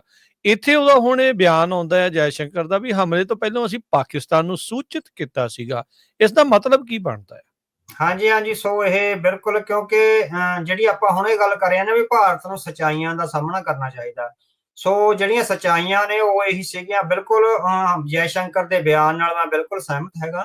ਉਹਨਾਂ ਨੇ ਇਹ ਇਸ ਤਰ੍ਹਾਂ ਹੀ ਕਿਹਾ ਹੈਗਾ ਵੀ ਅਸੀਂ ਪਾਕਿਸਤਾਨ ਨੂੰ ਸੂਚਿਤ ਕਰਿਆ ਸੀ। ਜਿਹੜੀ ਆਪਾਂ ਪਹਿਲਾਂ ਗੱਲ ਕਹੀ ਨਾ ਵੀ ਭਾਰਤ ਨੇ ਡਿਪਲੋਮੇਸੀ ਜਿਹੜੀ ਹੈਗੀ ਆ ਉਹਦੇ ਵਿੱਚ ਮਾਰ ਖਾਧੀ ਹੈਗੀ, ਇੱਥੇ ਉਹ ਉਹਨਾਂ ਦੀ ਸੱਚਾਈ ਆ ਜਿਹੜੀ ਉਹ ਸਾਹਮਣੇ ਆਉਂਦੀ ਹੈਗੀ ਆ। ਸੋ ਇਸੇ ਤਰ੍ਹਾਂ ਹੀ ਹੁੰਦਾ ਹੈ ਹਨਾ। ਜਦੋਂ ਤੱਕ ਸੀਰੀਆ ਵਿੱਚ ਰਸ਼ੀਆ ਦਾਖਲ ਨਹੀਂ ਸੀ ਹੋਇਆ ਸੀਰੀਆ ਦੀ ਜੰਗ ਵੇਲੇ, ਉਦੋਂ ਤੱਕ ਅਮਰੀਕਾ ਵਨ ਸਾਈਡਡ ਆ, ਕਿਤੇ ਵੀ ਟਾਰਗੇਟ ਮਿੱਥ ਕੇ ਆ ਜਿਹੜਾ ਉਹ ਆਪਣੀ ਕਾਰਵਾਈ ਕਰ ਲੈਂਦਾ ਸੀਗਾ। ਪਰ ਐਸ ਸੂਨ ਐਜ਼ ਰਸ਼ੀਆ ਉੱਥੇ ਐਂਟਰ ਹੋ ਜਾਂਦਾ, ਉਹਦੀਆਂ ਫੌਜਾਂ, ਉਹਦੇ ਹਥਿਆਰ, ਉਹਦੇ ਬੇੜੇ, ਉਹਦੇ ਹਵਾਈ ਜਹਾਜ਼ ਆ ਜਾਂਦੇ ਆ, ਤਾਂ ਹਰ ਵਾਰ ਅਮਰੀਕਾ ਕੋਈ ਵੀ ਹਵਾਈ ਹਮਲਾ ਕਰਨ ਤੋਂ ਪਹਿਲਾਂ ਰਸ਼ੀਆ ਨੂੰ ਇਨਫੋਰਮ ਕਰਦਾ ਸੀ ਵੀ ਅਸੀਂ ਅੱਜ ਇਸ ਇਲਾਕੇ ਵਿੱਚ ਹਵਾਈ ਹਮਲੇ ਕਰਨੇ ਹੈਗੇ ਆ, ਤੁਹਾਡੀ ਉੱਥੇ ਫੌਜ ਜੇ ਹੈਗੀ ਆ ਤਾਂ ਉਹਨੂੰ ਪਾਸੇ ਕਰ ਲਓ, ਤੁਹਾਡੇ ਜੇ ਹਵਾਈ ਜਹਾਜ਼ ਜਾਂ ਕੁਝ ਹੋਰ ਹੈਗੇ ਉਹਨੂੰ ਪਾਸੇ ਕਰ ਲਓ, ਅਸੀਂ ਟੈਰਰਿਸਟ ਟਾਰਗੇਟਸ ਤੇ ਹਮਲਾ ਕਰਨਾ ਹੈਗਾ। ਸੋ ਇਹ ਜੰਗ ਦਾ ਇੱਕ ਨਿਯਮ ਹੈ। ਇਹ ਇੰਟਰਨੈਸ਼ਨਲ ਜੰਗ ਦਾ ਇੱਕ ਨਿਯਮ ਹੈਗਾ ਵੀ ਤੁਹਾਨੂੰ ਕਾਊਂਟਰ ਪ੍ਰੋਡਕਟਿਵ ਈਵਨ ਆਪਣੇ ਦੁਸ਼ਮਣ ਨੂੰ ਵੀ ਜਿਹੜਾ ਹੈਗਾ ਦੱਸਣਾ ਪੈਂਦਾ ਹੈਗਾ। ਹੁਣ ਰਸ਼ੀਆ ਤੇ ਅਮਰੀਕਾ ਦੀ ਜਿਹੜੀ ਦੁਸ਼ਮਣੀ ਆ ਵਿਰੋਧਤਾ ਉਹ ਕਿਸੇ ਤੋਂ ਆਪਾਂ ਲੁਕੀ ਹੋਈ ਤਾਂ ਹੈ ਨਹੀਂ, ਇੱਕ ਜੱਗ ਜ਼ਾਹਰ ਹੈ। ਦੋਨੇ ਵਿਚਾਰਧਾਰਕ ਵਿਰੋਧੀ ਨੇ, ਪੋਲੀਟੀਕਲ ਵਿਰੋਧੀ ਨਹੀਂ, ਵਿਚਾਰਧਾਰਕ ਵਿਰੋਧੀ ਆ। ਔਰ ਵੈਸਟ ਨੇ ਲਗਭਗ ਸੈਂਕੜੇ ਸਾਲ ਦੀ ਮਿਹਨਤ ਤੋਂ ਬਾਅਦ ਕਮਿਊਨਿਜ਼ਮ ਨੂੰ ਵਿਚਾਰਧਾਰਕ ਤੌਰ ਤੇ ਹਾਰ ਦਿੱਤੀ ਆ। ਲੱਖਾਂ ਕਿਤਾਬਾਂ ਕਮਿਊਨਿਜ਼ਮ ਦੇ ਖਿਲਾਫ ਆ ਜਿਹੜੀਆਂ ਲਿਖੀਆਂ ਤੇ ਲਿਖਵਾਈਆਂ ਗਈਆਂ, ਬੜੇ ਵੱਡੇ ਰਿਸਰਚ ਆ ਜਿਹੜੇ ਪੇਪਰ ਆ ਉਹ ਸਾਹਮਣੇ ਆਏ। ਸੋ ਇੱਕ ਵਿਚਾਰਧਾਰਕ ਵਿਰੋਧੀ ਨੂੰ ਵੀ ਹਮਲਾ ਕਰਨ ਵੇਲੇ ਇਹ ਦੱਸਣਾ ਵੀ ਅੱਜ ਅਸੀਂ ਹਮਲਾ ਕਰਨਾ, ਤੁਸੀਂ ਆਪ ਦਾ ਜਿਹੜਾ ਹੈਗਾ ਇੱਕ ਤਰ੍ਹਾਂ ਨਾਲ ਸੇਫ ਰਹਿ ਜਾਓ। ਇਹ ਜੰਗ ਦਾ ਇੰਟਰਨੈਸ਼ਨਲ ਜੰਗ ਦੇ ਇੱਕ ਤਰ੍ਹਾਂ ਨਾਲ ਜਿਹੜੀ ਵਿਆਨਾ ਕਨਵੈਨਸ਼ਨ ਜਾਂ ਹੋਰ ਕਨਵੈਨਸ਼ਨਸ ਆ ਜੰਗ ਦੀਆਂ, ਉਹਨਾਂ ਦੇ ਕੁਝ ਰੂਲਸ ਐਂਡ ਰੈਗੂਲੇਸ਼ਨਸ ਆ ਜਿਹਦੇ ਤਹਿਤ ਜੰਗ ਹੁੰਦੀ ਆ। ਸੋ ਜੇ ਭਾਰਤ ਨੇ ਵੀ ਪਾਕਿਸਤਾਨ ਨੂੰ ਇਨਫੋਰਮ ਕਰਿਆ ਤਾਂ ਅਸੀਂ ਸਮਝਦੇ ਹਾਂ ਵੀ ਉਹ ਜੰਗੀ ਜਿਹੜੇ ਇੰਟਰਨੈਸ਼ਨਲ ਲਾਅ ਨੇ ਉਹਨਾਂ ਦੇ ਅਨੁਸਾਰ ਹੀ ਜਿਹੜਾ ਹੈਗਾ ਇਨਫੋਰਮ ਕਰਿਆ ਹੈਗਾ। ਉਹਨੇ ਕੋਈ ਕਿਸੇ ਆਏ ਨਹੀਂ ਵੀ ਡਰ ਦੀ ਭਾਵਨਾ ਚ ਕਰਿਆ ਹੈਗਾ, ਜਾਂ ਕਿਉਂਕਿ ਉਹ ਆਈਸੋਲੇਸ਼ਨ ਬਹੁਤ ਜ਼ਿਆਦਾ ਵੱਧ ਜਾਣੀ ਸੀ ਜੇ ਇਸ ਤਰ੍ਹਾਂ ਨਾ ਹੁੰਦਾ। ਠੀਕ ਹੈ। ਸੋ ਆਈਸੋਲੇਸ਼ਨ ਨੂੰ ਘਟਾਉਣ ਲਈ ਇਹ ਜਿਹੜਾ ਹੈਗਾ ਕੀਤਾ ਜਾਣਾ ਚਾਹੀਦਾ ਹੁੰਦਾ, ਜਿਹੜਾ ਭਾਰਤ ਨੇ ਕਰਿਆ ਹੈਗਾ। ਜੀ ਜੀ। ਅੱਛਾ, ਇਹ ਵੀ ਚੀਜ਼ ਆਪਾਂ ਨੂੰ ਅਵਤਾਰ ਸਿੰਘ ਜੀ ਦੇਖਣ ਨੂੰ ਮਿਲੀ ਆ ਵੀ ਜੈ ਸ਼ੰਕਰ ਦੇ ਇਸ ਬਿਆਨ ਤੋਂ ਬਾਅਦ ਭਾਜਪਾ ਹਮਾਇਤੀ ਉਹਨਾਂ ਦੇ ਖਿਲਾਫ, ਜੈ ਸ਼ੰਕਰ ਦੇ ਖਿਲਾਫ ਵੀ ਕਾਫੀ ਭੱਦੀਆਂ ਜਿਹੜੀਆਂ ਟਿੱਪਣੀਆਂ ਜਿਹੜੀਆਂ ਉਹ ਕੀਤੀਆਂ ਆ, ਇਸ ਦੇ ਕੀ ਅਰਥ ਨਿਕਲਦੇ ਨੇ? ਹਾਂਜੀ ਹਾਂਜੀ, ਇਹਦੇ ਬਹੁਤ ਗਹਿਰੇ ਅਰਥ ਆ। ਹੁਣ ਕੱਲੇ ਜੈ ਸ਼ੰਕਰ ਨਿਸ਼ਾਨੇ ਤੇ ਨਹੀਂ ਸੀ। ਤੁਸੀਂ ਦੇਖੋ ਪਿਛਲੇ 2-3 ਹਫ਼ਤਿਆਂ ਚ ਸਭ ਤੋਂ ਪਹਿਲਾਂ ਇੱਕ ਫੋਟੋ ਵਾਇਰਲ ਹੋਈ ਸੀ, ਇੱਕ ਔਰਤ, ਉਹਨਾਂ ਦੀ ਸ਼ਾਦੀ ਹੋਈ ਸੀਗੀ, ਉਹ ਆਪਣੇ ਹਸਬੈਂਡ ਨਾਲ ਉੱਥੇ ਮੇਰੇ ਖਿਆਲ ਘੁੰਮਣ ਗਏ ਸੀਗੇ ਜੰਮੂ ਕਸ਼ਮੀਰ, ਜਦੋਂ ਪਹਿਲਗਾਮ ਦੇ ਅਟੈਕ ਚ ਉਹਦੇ ਪਤੀ ਦੀ ਮੌਤ ਹੋ ਜਾਂਦੀ ਹੈਗੀ ਹੈ ਨਾ। ਹਾਂਜੀ। 2 ਦਿਨਾਂ ਲਈ ਉਸ ਔਰਤ ਨੂੰ ਹੀਰੋ ਬਣਾ ਕੇ ਪੇਸ਼ ਕੀਤਾ ਜਾਂਦਾ ਰਿਹਾ ਵੀ ਉਹਦਾ ਪਤੀ ਗਵਾਚਿਆ, ਅੱਤਵਾਦੀਆਂ ਨੇ ਜਾਂ ਜਿਹੜਾ ਮੁਸਲਿਮ ਕਮਿਊਨਿਟੀ ਦੇ ਖਿਲਾਫ ਇੱਕ ਤਰ੍ਹਾਂ ਨਾਲ ਨਫ਼ਰਤ ਫੈਲਾਉਣੀ ਸੀ ਵੀ ਉਹਨਾਂ ਨੇ ਮਾਰ ਦਿੱਤਾ ਹੋਇਆ। ਐਜ਼ ਸੂਨ ਐਜ਼ ਉਹ ਲੇਡੀ ਇਹ ਬਿਆਨ ਦਿੰਦੀ ਹੈਗੀ ਆ ਵੀ ਮੇਰੇ ਪਤੀ ਨੂੰ ਟੈਰਰਿਸਟਾਂ ਨੇ ਮਾਰਿਆ, ਸੋ ਤੁਹਾਡੀ ਕਾਰਵਾਈ ਟੈਰਰਿਸਟਾਂ ਦੇ ਖਿਲਾਫ ਹੋਣੀ ਚਾਹੀਦੀ ਆ, ਨਾ ਕਿ ਮੁਸਲਿਮ ਭਾਈਚਾਰੇ ਦੇ ਖਿਲਾਫ। ਉਹ ਜਦੇ ਹੀ ਉਸ ਔਰਤ ਦੇ ਖਿਲਾਫ ਭੱਦੀਆਂ ਟਿੱਪਣੀਆਂ, ਗਾਲੀ ਗਲੋਚ, ਉਹਦਾ ਕਰੈਕਟਰ ਅਸੈਸੀਨੇਸ਼ਨ ਹੈ ਜਿਹੜਾ ਸ਼ੁਰੂ ਹੋ ਜਾਂਦਾ ਹੈਗਾ ਹਨਾ।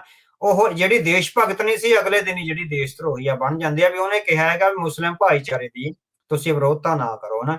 ਇਸੇ ਤਰ੍ਹਾਂ ਸੋਫੀਆ ਕੁਰੈਸ਼ੀ ਜਿਹੜੇ ਕਿ ਭਾਰਤ ਦੇ ਮਿਲਟਰੀ ਦੇ ਇੱਕ ਤਰ੍ਹਾਂ ਨਾਲ ਉਹ ਸਪੋਕਸ ਪਰਸਨ ਸੀਗੇ, ਉਹਨਾਂ ਦੇ ਖਿਲਾਫ ਕਿਸ ਕਿਸਮ ਦੀਆਂ ਟਿੱਪਣੀਆਂ, ਇੱਕ ਈਵਨ ਮੱਧ ਪ੍ਰਦੇਸ਼ ਦੇ ਇੱਕ ਮੰਤਰੀ ਨੇ ਜਿਹੜੀਆਂ ਭੱਦੀਆਂ ਟਿੱਪਣੀਆਂ ਨੇ ਉਹ ਕਰ ਦਿੱਤੀਆਂ ਹੋਈਆਂ ਨੇ ਹਨਾ। ਤੇ ਉਸ ਤੋਂ ਬਾਅਦ ਲਗਾਤਾਰ ਫਿਰ ਤੁਸੀਂ ਦੇਖੋ ਹੋਰ ਅੱਗੇ ਜਾ ਕੇ ਹੁਣ ਜੈ ਸ਼ੰਕਰ ਆ ਜਿਹੜੇ ਉਹ ਨਿਸ਼ਾਨੇ ਤੇ ਜਿਹੜੇ ਹੈਗੇ ਆ ਆਏ ਹੋਏ ਆ। ਸੋ ਉਹ ਤੋਂ ਇੱਕ ਪਹਿਲਾਂ ਜਿਹੜੇ ਭਾਰਤ ਦੇ ਡਿਪਲੋਮੈਟ ਆ ਮਿਸਟਰ ਮਿਸਰੀ, ਜਿਸ ਦਿਨ ਜੰਗਬੰਦੀ ਦਾ ਐਲਾਨ ਹੁੰਦਾ ਤਾਂ ਮਿਸਟਰ ਮਿਸਰੀ ਆ ਆਫੀਸ਼ੀਅਲ ਸਪੋਕਸ ਪਰਸਨ ਆ ਭਾਰਤ ਦੇ ਜਿਹੜੇ ਵਿਦੇਸ਼ ਮੰਤਰਾਲੇ ਦੇ, ਤੇ ਉਹ ਐਲਾਨ ਕਰਦੇ ਹੈਗੇ ਆ ਵੀ ਅਮਰੀਕਾ ਜਾਂ ਜੋ ਵੀ ਕਿਹਾ ਹੈਗਾ ਵੀ ਅਸੀਂ ਜਿਹੜੀ ਹੈਗੀ ਆ ਜੰਗਬੰਦੀ ਕਰਨ ਜਾ ਰਹੇ ਹੈਗੇ ਆ, ਸੋ ਜੰਗ ਖਤਮ ਹੋ ਰਹੀ। ਸੋ ਉਹਨਾਂ ਦੀ ਵਾਈਫ ਦੇ ਖਿਲਾਫ, ਉਹਨਾਂ ਦੀਆਂ ਬੱਚੀਆਂ ਦੇ ਖਿਲਾਫ, ਉਹਨਾਂ ਦੇ ਖਿਲਾਫ ਜੋ ਭੱਦੀਆਂ ਕਰੈਕਟਰ ਅਸੈਸੀਨੇਸ਼ਨ ਵਾਲੀਆਂ ਟਿੱਪਣੀਆਂ ਹੋਈਆਂ, ਤੇ ਹੁਣ ਜੈ ਸ਼ੰਕਰ ਦੇ ਖਿਲਾਫ ਇਹ ਟਿੱਪਣੀਆਂ ਹੋ ਰਹੀਆਂ। ਇਹਦੇ ਚੋਂ ਸਬਕ ਕੀ ਮਿਲਦਾ ਹੈਗਾ? ਸਬਕ ਇਹ ਮਿਲਦਾ ਜਿਹੜੇ ਅਲਟਰਾ ਨੈਸ਼ਨਲਿਸਟ ਨਰਿੰਦਰ ਮੋਦੀ ਤੇ ਉਹਦੇ ਹਮਾਇਤੀਆਂ ਨੇ ਮੁਸਲਮਾਨਾਂ ਤੇ ਸਿੱਖਾਂ ਨੂੰ ਗਾਲੀ ਗਲੋਚ ਕਰਨ ਲਈ, ਉਹਨਾਂ ਦਾ ਕਰੈਕਟਰ ਅਸੈਸੀਨੇਸ਼ਨ ਕਰਨ ਲਈ ਜਾਂ ਡਰਾਉਣ ਧਮਕਾਉਣ ਲਈ ਪਾਲਿਆ ਸੀ, ਇਹ ਜਿਹੜਾ ਜਿੰਨ ਪਾਲਿਆ ਸੀ ਬੀਜੇਪੀ ਦੇ ਆਈਟੀ ਸੈੱਲ ਨੇ ਜਾਂ ਬੀਜੇਪੀ ਦੇ ਸਟ੍ਰੈਟਜਿਸਟਾਂ ਨੇ, ਉਹ ਜਿੰਨ ਹੁਣ ਇਹਨਾਂ ਦੇ ਗੁਲਾਮੇ ਨੂੰ ਹੀ ਪੈਣ ਲੱਗਿਆ ਹੋਇਆ ਔਰ ਇਹ ਇਸੇ ਤਰ੍ਹਾਂ ਪੈਂਦਾ ਹੁੰਦਾ। ਸੋ ਜਿਸ ਤਰ੍ਹਾਂ ਜਿਹੜੀ ਜੰਗ ਆ ਨਾ, ਆਪਾਂ ਕਹਿੰਦੇ ਵੀ ਜੰਗ ਲਾਉਣੀ ਸੌਖੀ ਆ, ਮੁੜ ਕੇ ਕਾਬੂ ਕਰਨੀ ਔਖੀ ਆ। ਇਹ ਜਿਹੜਾ ਜਿੰਨ ਪਾਲ ਲਿਆ ਮੁਸਲਮਾਨਾਂ ਤੇ ਸਿੱਖਾਂ ਨੂੰ ਡਰਾਉਣ ਧਮਕਾਉਣ ਤੇ ਉਹਨਾਂ ਦੇ ਖਿਲਾਫ ਗਾਲੀ ਗਲੋਚ ਕਰਨ ਲਈ, ਇਹਨੇ ਕਿਸ ਵੇਲੇ ਭਾਜਪਾ ਔਰ ਭਾਰਤੀ ਲੀਡਰਸ਼ਿਪ ਦੇ ਗੱਲ ਪੈਣ ਲੱਗ ਜਾਣਾ, ਇਹ ਸਮਾਂ ਹੀ ਦੱਸੂਗਾ। ਸੋ ਇਹਨਾਂ ਜਿੰਨਾਂ ਨੂੰ ਇਸ ਤਰ੍ਹਾਂ ਇੰਨੀ ਖੁੱਲ੍ਹ ਨਹੀਂ ਦੇਣੀ ਚਾਹੀਦੀ। ਸੋ ਇਹ ਜਿੰਨ ਨੇ ਤੁਸੀਂ ਦੇਖੋ ਵੀ ਹੁਣ ਭਾਰਤ ਦੇ ਵਿਦੇਸ਼ ਮੰਤਰੀ ਨੂੰ ਵੀ ਨਹੀਂ ਛੱਡਿਆ, ਪਹਿਲਾਂ ਵਿਦੇਸ਼ ਸੈਕਟਰੀ ਨੂੰ ਨਹੀਂ ਛੱਡਿਆ, ਕਰਨਲ ਸੋਫੀਆ ਕੁਰੈਸ਼ੀ ਆ ਉਹਦੇ ਖਿਲਾਫ ਬੋਲਿਆ। ਸੋ ਇਹ ਬਹੁਤ ਵੱਡੀ ਇੱਕ ਉਹਨਾਂ ਨੇ ਬਿਮਾਰੀ ਆਪਣੇ ਗਲ ਪਾ ਲਈ ਹੋਈ ਆ। ਬਿਮਾਰੀ ਪਾਈ ਤਾਂ ਸੀਗੀ ਵੀ ਸਿੱਖਾਂ ਤੇ ਮੁਸਲਮਾਨਾਂ ਨੂੰ ਡਰਾਉਣ ਧਮਕਾਉਣ ਲਈ ਜਾਂ ਉਹਨਾਂ ਦੇ ਕਰੈਕਟਰ ਅਸੈਸੀਨੇਸ਼ਨ, ਜੋ ਗਾਲੀ ਗਲੋਚ ਸਿੱਖਾਂ ਦੇ ਖਿਲਾਫ ਜਿਹੜਾ ਕਰਿਆ ਜਾਂਦਾ ਹੈਗਾ, ਉਹ ਫੌਜ ਜਿਹੜੀ ਤਿਆਰ ਕਰ ਰਹੀ ਆ। ਜਿਹੜੀ ਇਹ ਭੀੜ ਹੁੰਦੀ ਹੈ ਨਾ, ਭੀੜ ਦਾ ਕੋਈ ਧਰਮ ਨਹੀਂ ਹੁੰਦਾ, ਭੀੜ ਦਾ ਕੋਈ ਕਰੈਕਟਰ ਨਹੀਂ ਹੁੰਦਾ।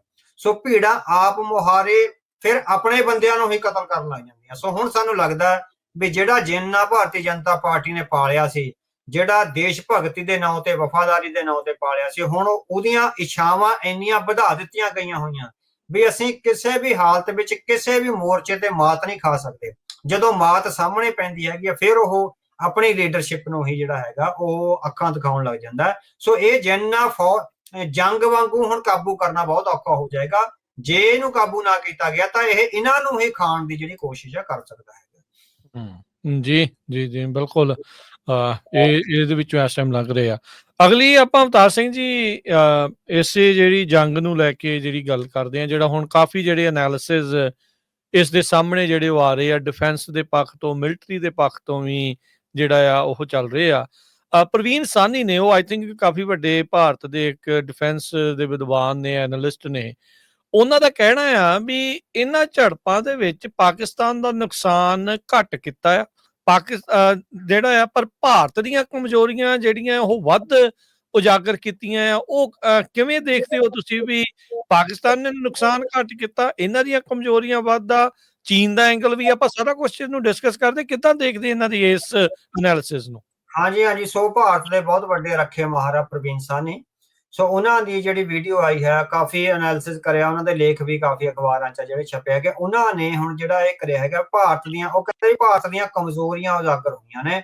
ਉਹਦੇ 'ਚ ਭਾਰਤ ਦੀ ਜਿਹੜੀ ਟੈਕਨੀਕਲ ਹੈਂਡੀਕੈਪਡਨੈਸ ਹੈਗੀ ਆ, ਉਹ ਕਹਿੰਦੇ ਵੀ ਉਹ ਸਾਹਮਣੇ ਆਈ ਹੈਗੀ ਆ। ਚੀਨ ਨੇ ਜਿਸ ਤਰ੍ਹਾਂ ਆਪਣੀ ਇੱਕ ਤਰ੍ਹਾਂ ਨਾਲ ਬਹੁਤ ਵੱਡੀ ਜਿਹੜੀ ਟੈਕਨੀਕਲ ਆਊਟਪੁੱਟ ਹੈਗੀ ਆ ਜਾਂ ਟੈਕਨੀਕਲ ਨੋ ਹਾਊ ਹੈਗੀ ਆ, ਉਹਦਾ ਜੋ ਵਿਖਾਵਾ ਕਰਿਆ, ਖਾਸ ਕਰਕੇ ਜਿਹੜੇ ਹੈਗੀ ਆ ਸਟ੍ਰੈਟੇਜਿਕ ਵਾਰਫੇਅਰ ਵਿੱਚ, ਉਹਦੇ ਚੋਂ ਜਿਹੜਾ ਸੈਟੇਲਾਈਟਸ ਰਾਹੀਂ ਜਿਹੜੇ ਇੱਕ ਦੂਜੇ ਦੇ ਜਿਹੜੇ ਹੈਗੇ ਇੰਟਰਨੈਟ ਜਾਮ ਕਰਨੇ ਜਾਂ ਉਹਨਾਂ ਦੇ ਜਿਹੜੇ ਸਿਗਨਲ ਜਾਮ ਕਰਨੇ, ਤੇ ਉਹ ਤੋਂ ਬਾਅਦ ਫਿਰ ਆਪਣਾ ਅਪਰ ਹੈਂਡ ਲੈ ਕੇ ਜਿਸ ਕਿਸਮ ਨਾਲ ਹਵਾਈ ਹਮਲੇ ਕਰਕੇ ਉਸ ਦੀ ਧਰਤੀ ਤੇ ਹੀ ਉਹਨਾਂ ਦਾ ਨੁਕਸਾਨ ਕਰ ਦੇਣਾ। ਸੋ ਪ੍ਰਵੀਨ ਸਾਹਨੀ ਦਾ ਕਹਿਣਾ ਹੈ ਵੀ ਭਾਰਤ ਜਿਸ ਕਿਸਮ ਨਾਲ ਆਪਣੇ ਆਪ ਨੂੰ ਸੋਚ ਰਿਹਾ ਸੀ ਵੀ ਅਸੀਂ ਸਮਰੱਥ ਹੈਗੇ ਆ, ਜਦੋਂ ਚਾਈਨਾ ਐਂਟਰ ਹੁੰਦਾ ਤਾਂ ਉਹਦੀ ਸਮਰੱਥਾ ਜਿਹੜੀ ਉਹ ਬੌਣੀ ਹੋ ਜਾਂਦੀ ਹੈਗੀ ਆ, ਉਹਦੇ ਚ ਡਿਵਾਫਨੈਸ ਆ ਜਿਹੜੀ ਆ ਜਾਂਦੀ ਹੈਗੀ ਆ। ਸੋ ਉਹਨਾਂ ਨੇ ਆਖਿਆ ਹੈਗਾ ਵੀ ਪਾਕਿਸਤਾਨ ਦਾ ਨੁਕਸਾਨ ਵੀ ਤਾਂ ਘੱਟ ਹੋਇਆ ਕਿਉਂਕਿ ਚੀਨ ਉਹਨਾਂ ਦੀ ਮਦਦ ਲਈ ਆ ਗਿਆ। ਜੇ ਪਾਕਿਸਤਾਨ ਕੱਲਿਆਂ ਲੜਾਈ ਲੜਦਾ ਤਾਂ ਉਹਦਾ ਵੱਧ ਨੁਕਸਾਨ ਹੈ ਜਿਹੜਾ ਹੋਣਾ ਸੀ।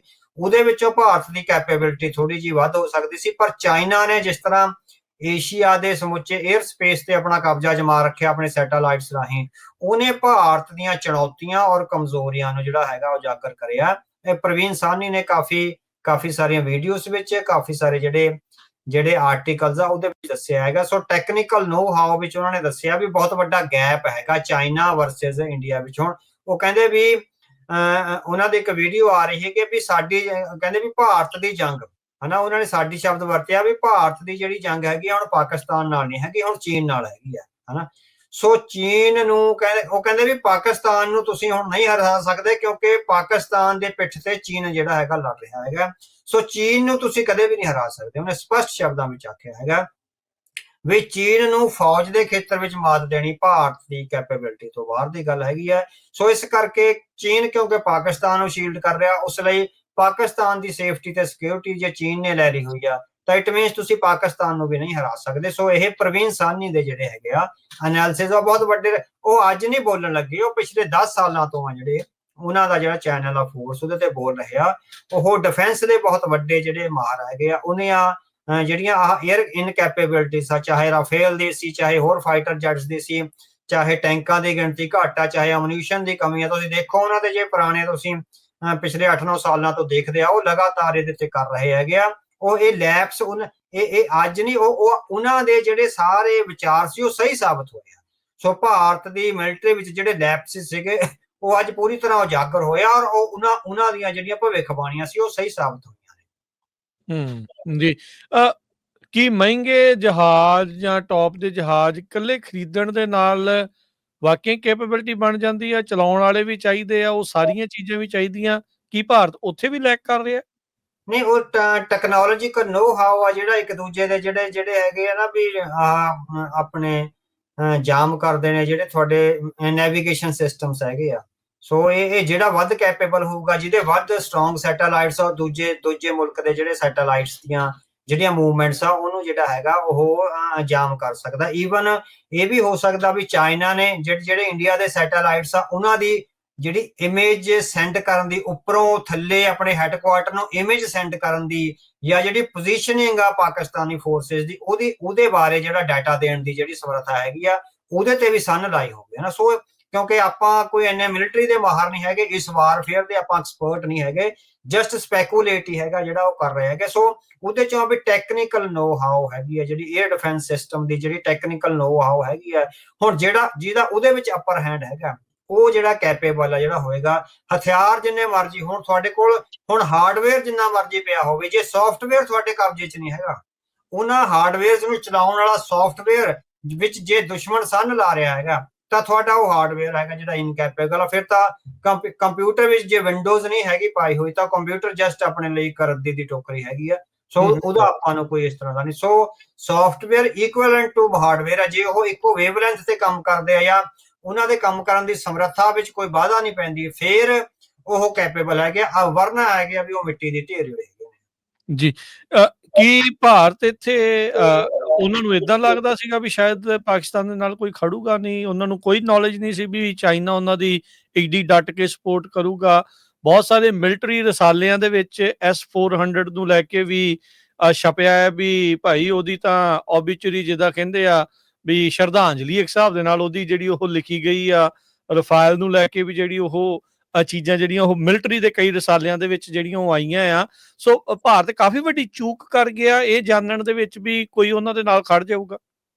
ਉਹਨਾਂ ਨੂੰ ਚਾਈਨਾ ਬਾਰੇ ਭਾਰਤ ਨੂੰ ਸਭ ਤੋਂ ਵੱਡਾ ਜਿਹੜਾ ਸੀਗਾ ਵੀ ਚਾਈਨਾ ਇਸ ਲੈਵਲ ਤੇ ਪਾਕਿਸਤਾਨ ਦੀ ਹਮਾਇਤ ਤੇ ਨਹੀਂ ਆ। ਸੋ ਉਹ ਵੱਡੀ ਉਹਨਾਂ ਦਾ ਡਿਪਲੋਮੈਟਿਕ ਐਰਰ ਨਹੀਂ ਹੈਗਾ ਵੀ ਉਹਨਾਂ ਨੂੰ ਸ਼ੱਕ ਸੀ ਵੀ ਇਸ ਲੈਵਲ ਤੇ ਸ਼ਾਇਦ ਨਾ ਆਵੇ ਵੀ ਅਸੀਂ ਐਂਟੀ ਟੈਰਰਿਜ਼ਮ ਐਕਟ ਜਾਂ ਕਰਕੇ ਤੇ ਉਹ ਜਿਹੜੇ ਹੈਗੇ ਹਮਲੇ ਕਰਦੇ ਰਹਾਂਗੇ ਤੇ ਚਾਈਨਾ ਮੂਕ ਦਰਸ਼ਕ, ਕਿਉਂਕਿ ਚਾਈਨਾ ਦੀ ਡਿਪਲੋਮੇਸੀ ਨੂੰ ਸਮਝਣਾ ਕਾਫੀ ਔਖਾ, ਬੜੀ ਗੁੰਝਲਦਾਰ ਡਿਪਲੋਮੇਸੀ। ਉਹ ਬੋਲਦੇ ਘੱਟ ਨੇ, ਅੰਦਰੋਂ ਅੰਦਰੀ ਜਿਹੜਾ ਕਾਰਜ ਆ ਉਹ ਜ਼ਿਆਦਾ ਹੈਗੇ ਆ ਕਰ ਜਾਂਦੇ। ਈਵਨ ਅਮਰੀਕਾ ਨਾਲ ਵੀ ਹੁਣ ਡੋਨਾਲਡ ਟਰੰਪ ਦੇ ਬਿਆਨਾਂ ਦੇ ਮੁਕਾਬਲੇ ਤੇ ਜਿਹੜਾ ਹੈਗਾ ਚਾਈਨਾ ਦੇ ਬਿਆਨ ਉਹਨੇ ਅਗਰੈਸਿਵ ਨਹੀਂ ਸੀ ਆਏ, ਪਰ ਭਾਰਤ ਔਰ ਪਾਕਿਸਤਾਨ ਦੇ ਮੁਕਾਬਲੇ ਤੇ ਉਹਨਾਂ ਦੇ ਦੋ ਜਿਹੜੇ ਸਪੋਕਸ ਪਰਸਨ ਆ ਬਹੁਤ ਅਗਰੈਸਿਵ ਬਿਆਨ ਆਇਰਨ ਕਲੈਡ ਫਰੈਂਡ ਵਾਂਗੂ ਜਿਹੜੇ ਉਹਨਾਂ ਦੇ ਬਿਆਨ ਹੈਗੇ ਆ ਉਹ ਆਏ ਹੈਗੇ ਆ।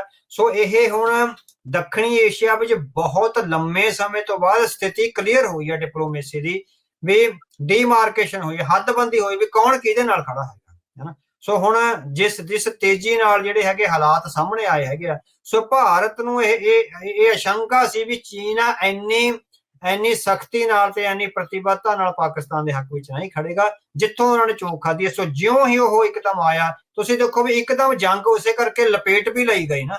ਜੇ ਜਿਉਂ ਹੀ ਚਾਈਨਾ ਵਾਲਾ ਫੈਕਟਰ ਅਗਰੈਸਿਵ ਹੋਇਆ, ਇੱਕਦਮ ਭਾਰਤ ਨੇ ਜੰਗ ਨੂੰ ਲਪੇਟ ਲਿਆ। ਉਹ ਤੋਂ ਬਾਅਦ ਕੋਈ ਜੰਗੀ ਫਰਮਾਨ ਨਹੀਂ, ਕੋਈ ਨਾਰਾ ਨਹੀਂ, ਕੋਈ ਕੁਛ ਨਹੀਂ, ਇੱਕਦਮ ਸਾਰਾ ਕੁਛ ਹੀ ਜਿਹੜਾ ਆਰੋਪ ਕਰ ਦਿੱਤਾ। ਉਹਨਾਂ ਦੀ ਇਹ ਅਸਲ 'ਚ ਉਹਨਾਂ ਲਈ ਵੀ ਪਹਿਲਾ ਟੈਸਟ ਸੀ। ਸੋ ਉਹਨਾਂ ਨੇ ਪਹਿਲੇ ਟੈਸਟ ਵਿੱਚ ਜਿਹੜੇ ਸਬਕ ਲਏ ਆ, ਹੁਣ ਉਹ ਤੋਂ ਬਾਅਦ ਉਹ ਗਾਂ ਨੂੰ ਕੀ ਕਰਦੇ ਹੈਗਾ ਉਹ ਇਹਦੇ ਤੇ ਡਿਪੈਂਡ ਕਰੂਗਾ ਵੀ ਉਹ ਕਿਸ ਤਰ੍ਹਾਂ ਦੀ ਕਾਰਵਾਈ ਜਾਂ ਕਿਸ ਤਰ੍ਹਾਂ ਦੀ ਸਟ੍ਰੈਟਜੀ ਬਣਾ ਕੇ ਸਾਹਮਣੇ ਆਉਂਦੇ ਹੈਗੇ ਆ। ਅੱਛਾ, ਹੁਣ ਕਈ ਵੀਕ ਹੋ ਗਏ ਇਹਨਾਂ ਨੇ ਆਪਣਾ ਐਨਾਲਿਸਿਸ ਜਿਹੜਾ ਉਹ ਕੀਤਾ। ਹੋ ਸਕਦਾ ਪ੍ਰਵੀਨ ਸਾਨੀ ਹੁਣਾਂ ਦਾ ਵੀ ਇਹ ਮੰਨਣਾ ਹੈ, ਕਹਿਣਾ ਆ ਵੀ ਭਾਰਤ ਆਪਣੀਆਂ ਕਮਜ਼ੋਰੀਆਂ ਦੀ ਸਮੀਖਿਆ ਕਰਕੇ ਪਾਕਿਸਤਾਨ ਦੇ ਉੱਤੇ ਕੁਝ ਸਮੇਂ ਬਾਅਦ ਦੁਬਾਰਾ ਜੰਗੀ ਜਿਹੜਾ ਮਾਹੌਲ ਬਣਾ ਸਕਦਾ ਆ।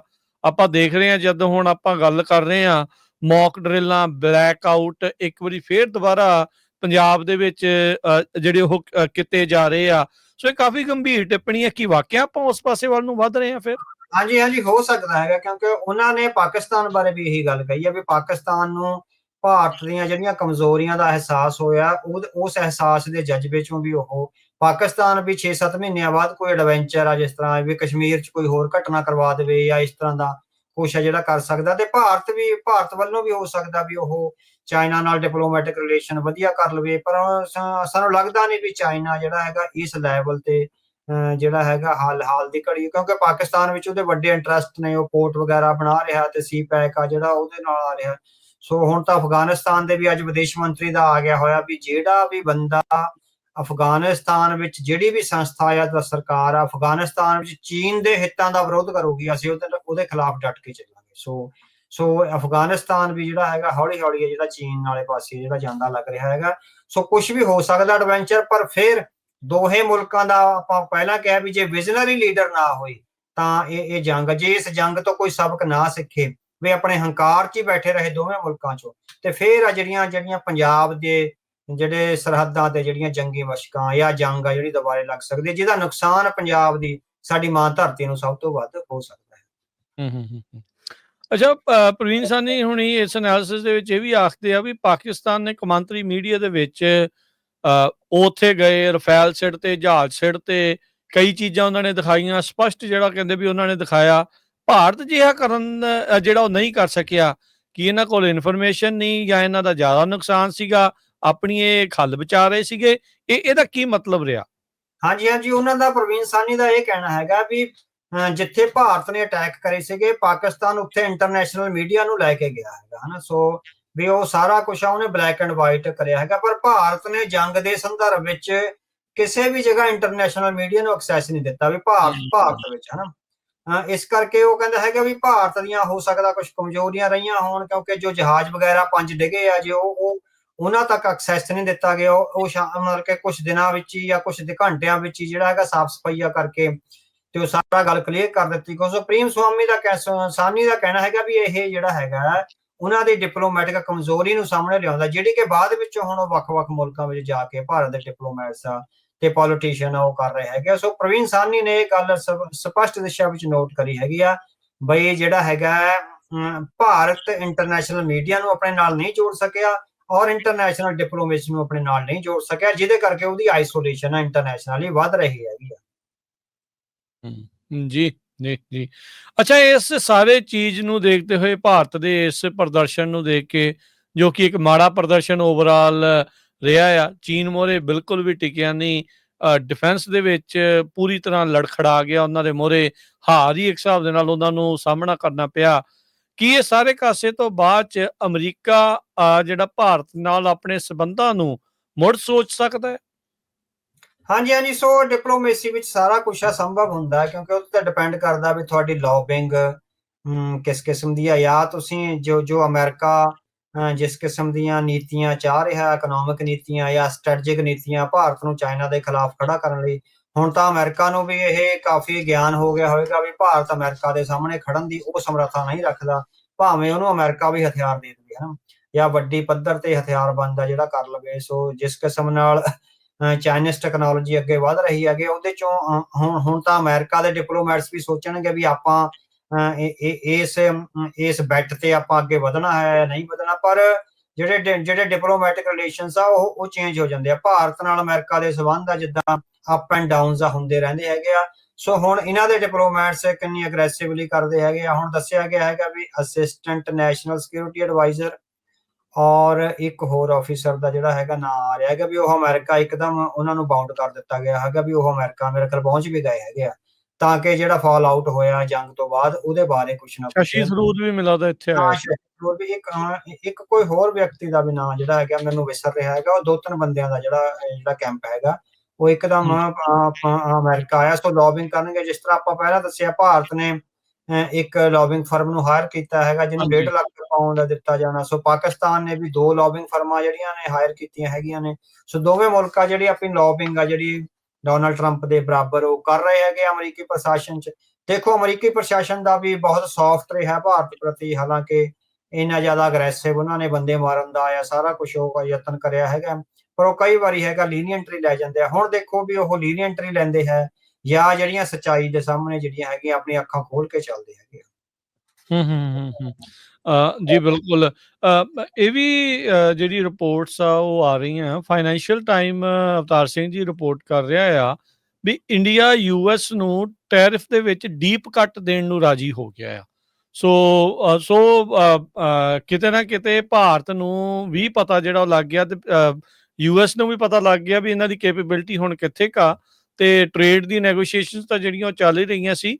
ਭਾਰਤ ਕਹਿੰਦਾ ਵੀ ਅਮਰੀਕੀ ਉਤਪਾਦ ਦੇ ਉੱਤੇ ਕਾਫੀ ਘੱਟ ਜਿਹੜਾ ਟੈਰਿਫ ਉਹ ਲਾਉਣ ਬਾਰੇ ਜਿਹੜੀ ਚੀਜ਼ ਨੂੰ ਜਿਹੜਾ ਉਹ ਮੰਨ ਰਿਹਾ। ਫਾਈਨੈਂਸ਼ੀਅਲ ਟਾਈਮ ਇਸ ਟਾਈਮ ਰਿਪੋਰਟ ਜਿਹੜੀ ਉਹ ਕਰ ਰਹੀ ਆ। ਸੋ ਇਸ ਦੇ ਇਹ ਬਦਲਦੇ ਸਬੰਧਾਂ ਦੇ ਅਰਥ ਨੇ ਜਾਂ ਇਹ ਇੱਕ ਟ੍ਰੇਡ ਟੈਕਟਿਕ ਹੀ ਜਿਹੜਾ ਦੇਖਿਆ ਜਾਂਦਾ? ਨਹੀਂ, ਟ੍ਰੇਡ ਟੈਕਟਿਕਸ ਨਹੀਂ, ਟ੍ਰੇਡ ਦੇ ਰਾਹੀਂ ਡਿਪਲੋਮੇਸੀ ਆ ਜਿਹੜੀ ਪੋਲਿਟਿਕਸ ਉਹ ਕੀਤੀ ਜਾਂਦੀ ਹੈਗੀ, ਹਮੇਸ਼ਾ ਟ੍ਰੇਡ ਦੇ ਰਾਹੀਂ ਉਹ ਜਿਹੜੀ ਪੋਲਿਟਿਕਸ ਕੀਤੀ ਜਾਂਦੀ ਹੈਗੀ। ਸੋ ਜਿਹੜੇ ਟੈਰਿਫਸ ਤੋਂ ਜਿੰਨੇ ਕੁ ਟੈਰਿਫਸ ਉਹ ਅਮਰੀਕਾ ਅਲਾਓ ਕਰ ਰਿਹਾ ਸੀ ਉਹ ਤੋਂ ਵੀ ਫਿਰ ਜਿਹੜੇ ਹੈਗੇ ਵੱਧ ਉਹ ਕੱਟ ਕਰਨ ਨੂੰ ਜਿਹੜਾ ਹੈਗਾ ਤਿਆਰ ਹੋ ਗਿਆ, ਕਿਉਂਕਿ ਜਿਹੜੀ ਇਸ ਪੋਲੀਟੀਕਲ ਜੰਗ ਵਿੱਚ ਆ ਜਿਹੜੀ ਫੌਜੀ ਜੰਗ ਵਿੱਚ ਮਾਤ ਖਾਧੀ ਆ ਉਹ ਤੋਂ, ਤੇ ਦੂਜਾ ਅਮਰੀਕਾ ਤੋਂ ਜਿਹੜੀ ਆਈਸੋਲੇਸ਼ਨ ਹੋਈ ਹੈਗੀ ਆ ਜਾਂ ਡਿਪਲੋਮੈਟਿਕ ਆਈਸੋਲੇਸ਼ਨ ਵਰਲਡ ਵਾਈਡ ਹੋਈ ਆ, ਉਹਦੇ ਨੂੰ ਦੁਬਾਰਾ ਬੈਕਅਪ ਕਰਨ ਲਈ ਉਹ ਜਿਹੜਾ ਹੈਗਾ ਟ੍ਰੇਡ ਦੀ ਜਿਹੜੀ ਹੈਗੀ ਆ ਸਾਰੀ ਪਾਲਿਸੀ ਵਿੱਚ ਚੇਂਜ ਲਿਆ ਰਿਹਾ ਹੈਗਾ। ਉਹਨਾਂ ਨੂੰ ਪਤਾ ਹੈਗਾ ਵੀ ਅਮਰੀਕਨ ਰਾਸ਼ਟਰਪਤੀ ਆ ਜਿਹੜੇ ਟ੍ਰੇਡ ਨਾਲ ਕਾਫੀ ਸੀਰੀਅਸਲੀ ਜੁੜੇ ਹੋਏ ਨੇ। ਸੋ ਉਹ ਜੋ ਕੁਝ ਵੀ ਖਾਸ ਕਰਕੇ ਉਹਦੇ ਨਾਲ ਪੰਜਾਬ ਦਾ ਕਿਸਾਨ ਤੇ ਓਵਰਆਲ ਭਾਰਤ ਦਾ ਕਿਸਾਨ ਇਫੈਕਟ ਹੋ ਸਕਦਾ ਹੈ।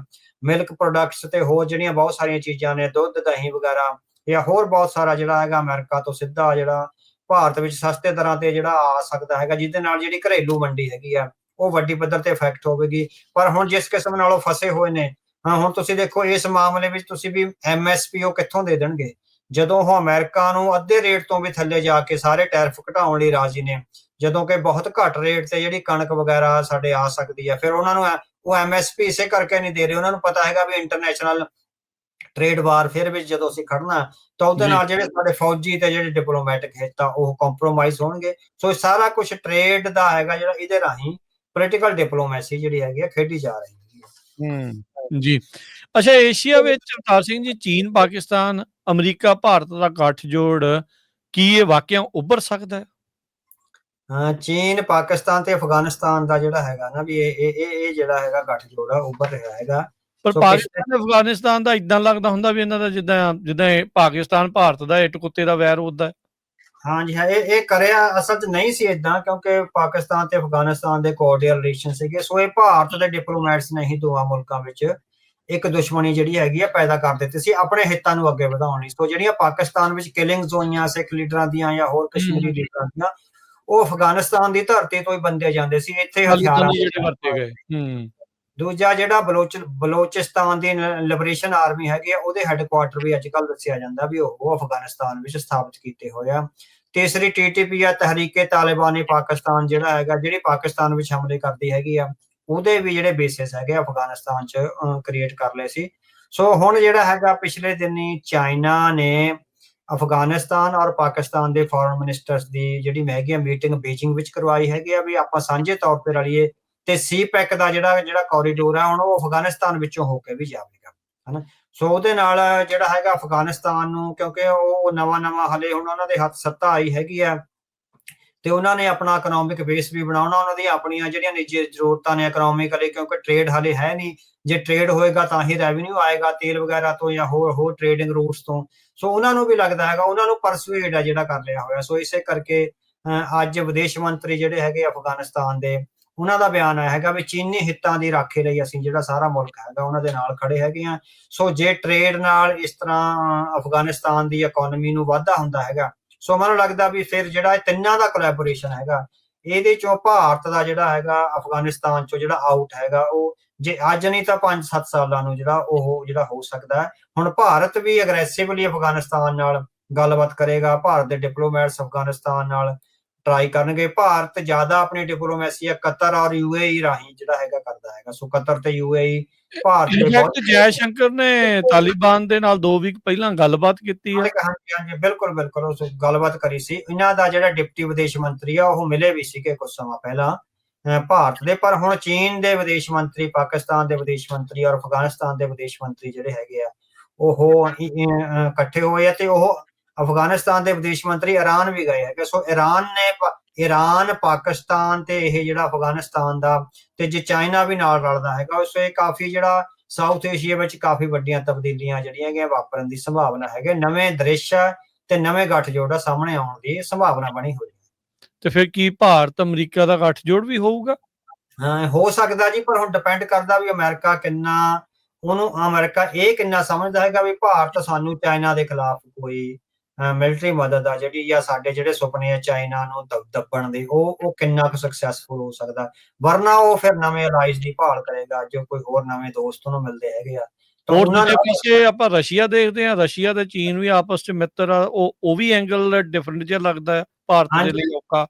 ਬਿਲਕੁਲ। ਸੋ ਰਸ਼ੀਆ ਤੇ ਚੀਨ ਦੀ ਤਾਂ ਇੰਨੀ ਭਾਰਤ ਤੇ ਰਸ਼ੀਆ ਦੀ ਮਿੱਤਰਤਾ ਨਹੀਂ ਜਿੰਨੀ ਚੀਨ ਤੇ ਰਸ਼ੀਆ ਦੀ ਮਿੱਤਰਤਾ ਹੈਗੀ ਆ। ਸੋ ਇਸ ਵੇਲੇ ਰਸ਼ੀਆ ਨੂੰ ਜਿਹੜੀ ਹਥਿਆਰਾਂ ਦੀ ਸਪਲਾਈ ਆ ਸਭ ਤੋਂ ਵੱਧ ਉਹ ਜਿਹੜੀ ਹੈਗੀ ਚੀਨ ਤੋਂ ਜਾ ਰਹੀ ਹੈਗੀ। ਸੋ ਆਪਾਂ 2 ਵੀਕਾਂ ਪਹਿਲਾਂ ਕਰਿਆ ਸੀਗਾ ਵੀ ਰਸ਼ੀਆ ਨੇ ਆਪਣੀ ਜਿਹੜੇ ਬਹੁਤ ਸੂਖਮ ਟੈਕਨੋਲੋਜੀਜ਼ ਆ ਉਹ ਚੀਨ ਦੇ ਹਵਾਲੇ ਕਰ ਦਿੱਤੀਆਂ ਵੀ ਤਾਂ ਕਿ ਇਹਨਾਂ ਤੋਂ ਤੁਸੀਂ ਜਿਹੜਾ ਹੈਗਾ ਹਾਰਡਵੇਅਰ ਬਣਾ ਕੇ ਸਾਨੂੰ ਸਪਲਾਈ ਕਰੋ। ਵੀ ਉਹਨਾਂ ਦੀ ਆਪਣੀਆਂ ਫੈਕਟਰੀਜ਼ ਵਿੱਚ ਆ ਜਿਹੜੀ ਉਹ ਫਾਰਮੇਸ਼ਨ ਨਹੀਂ ਹੋ ਰਹੀ। ਸੋ ਇਸ ਵੇਲੇ ਰਸ਼ੀਆ ਨੂੰ ਚੀਨ ਦੀ ਬਹੁਤ ਵੱਡੀ ਜ਼ਰੂਰਤ ਹੈ। ਸੋ ਇਹ ਕਾਫੀ ਕੰਪਲੀਕੇਸ਼ਨਸ ਆ ਜਿਹੜੀਆਂ ਡਿਪਲੋਮੈਟਿਕਲੀ ਸਾਊਥ ਏਸ਼ੀਆ ਵਿੱਚ ਜਿਹੜੀਆਂ ਕ੍ਰੀਏਟ ਹੋ ਰਹੀਆਂ। ਸੋ ਜਿਹੜੀਆਂ ਹੌਲੀ ਅਨਫੋਲਡ ਹੋਣਗੀਆਂ ਵੀ ਸਥਿਤੀਆਂ ਕਿੱਧਰ ਜਾਂਦੀਆਂ ਨੇ, ਹਾਲੇ ਘੱਟੋ ਘੱਟ 1 ਸਾਲ ਲੱਗ ਸਕਦਾ ਸਾਰੀ ਕਲੀਅਰੈਂਸ ਹੋਣ।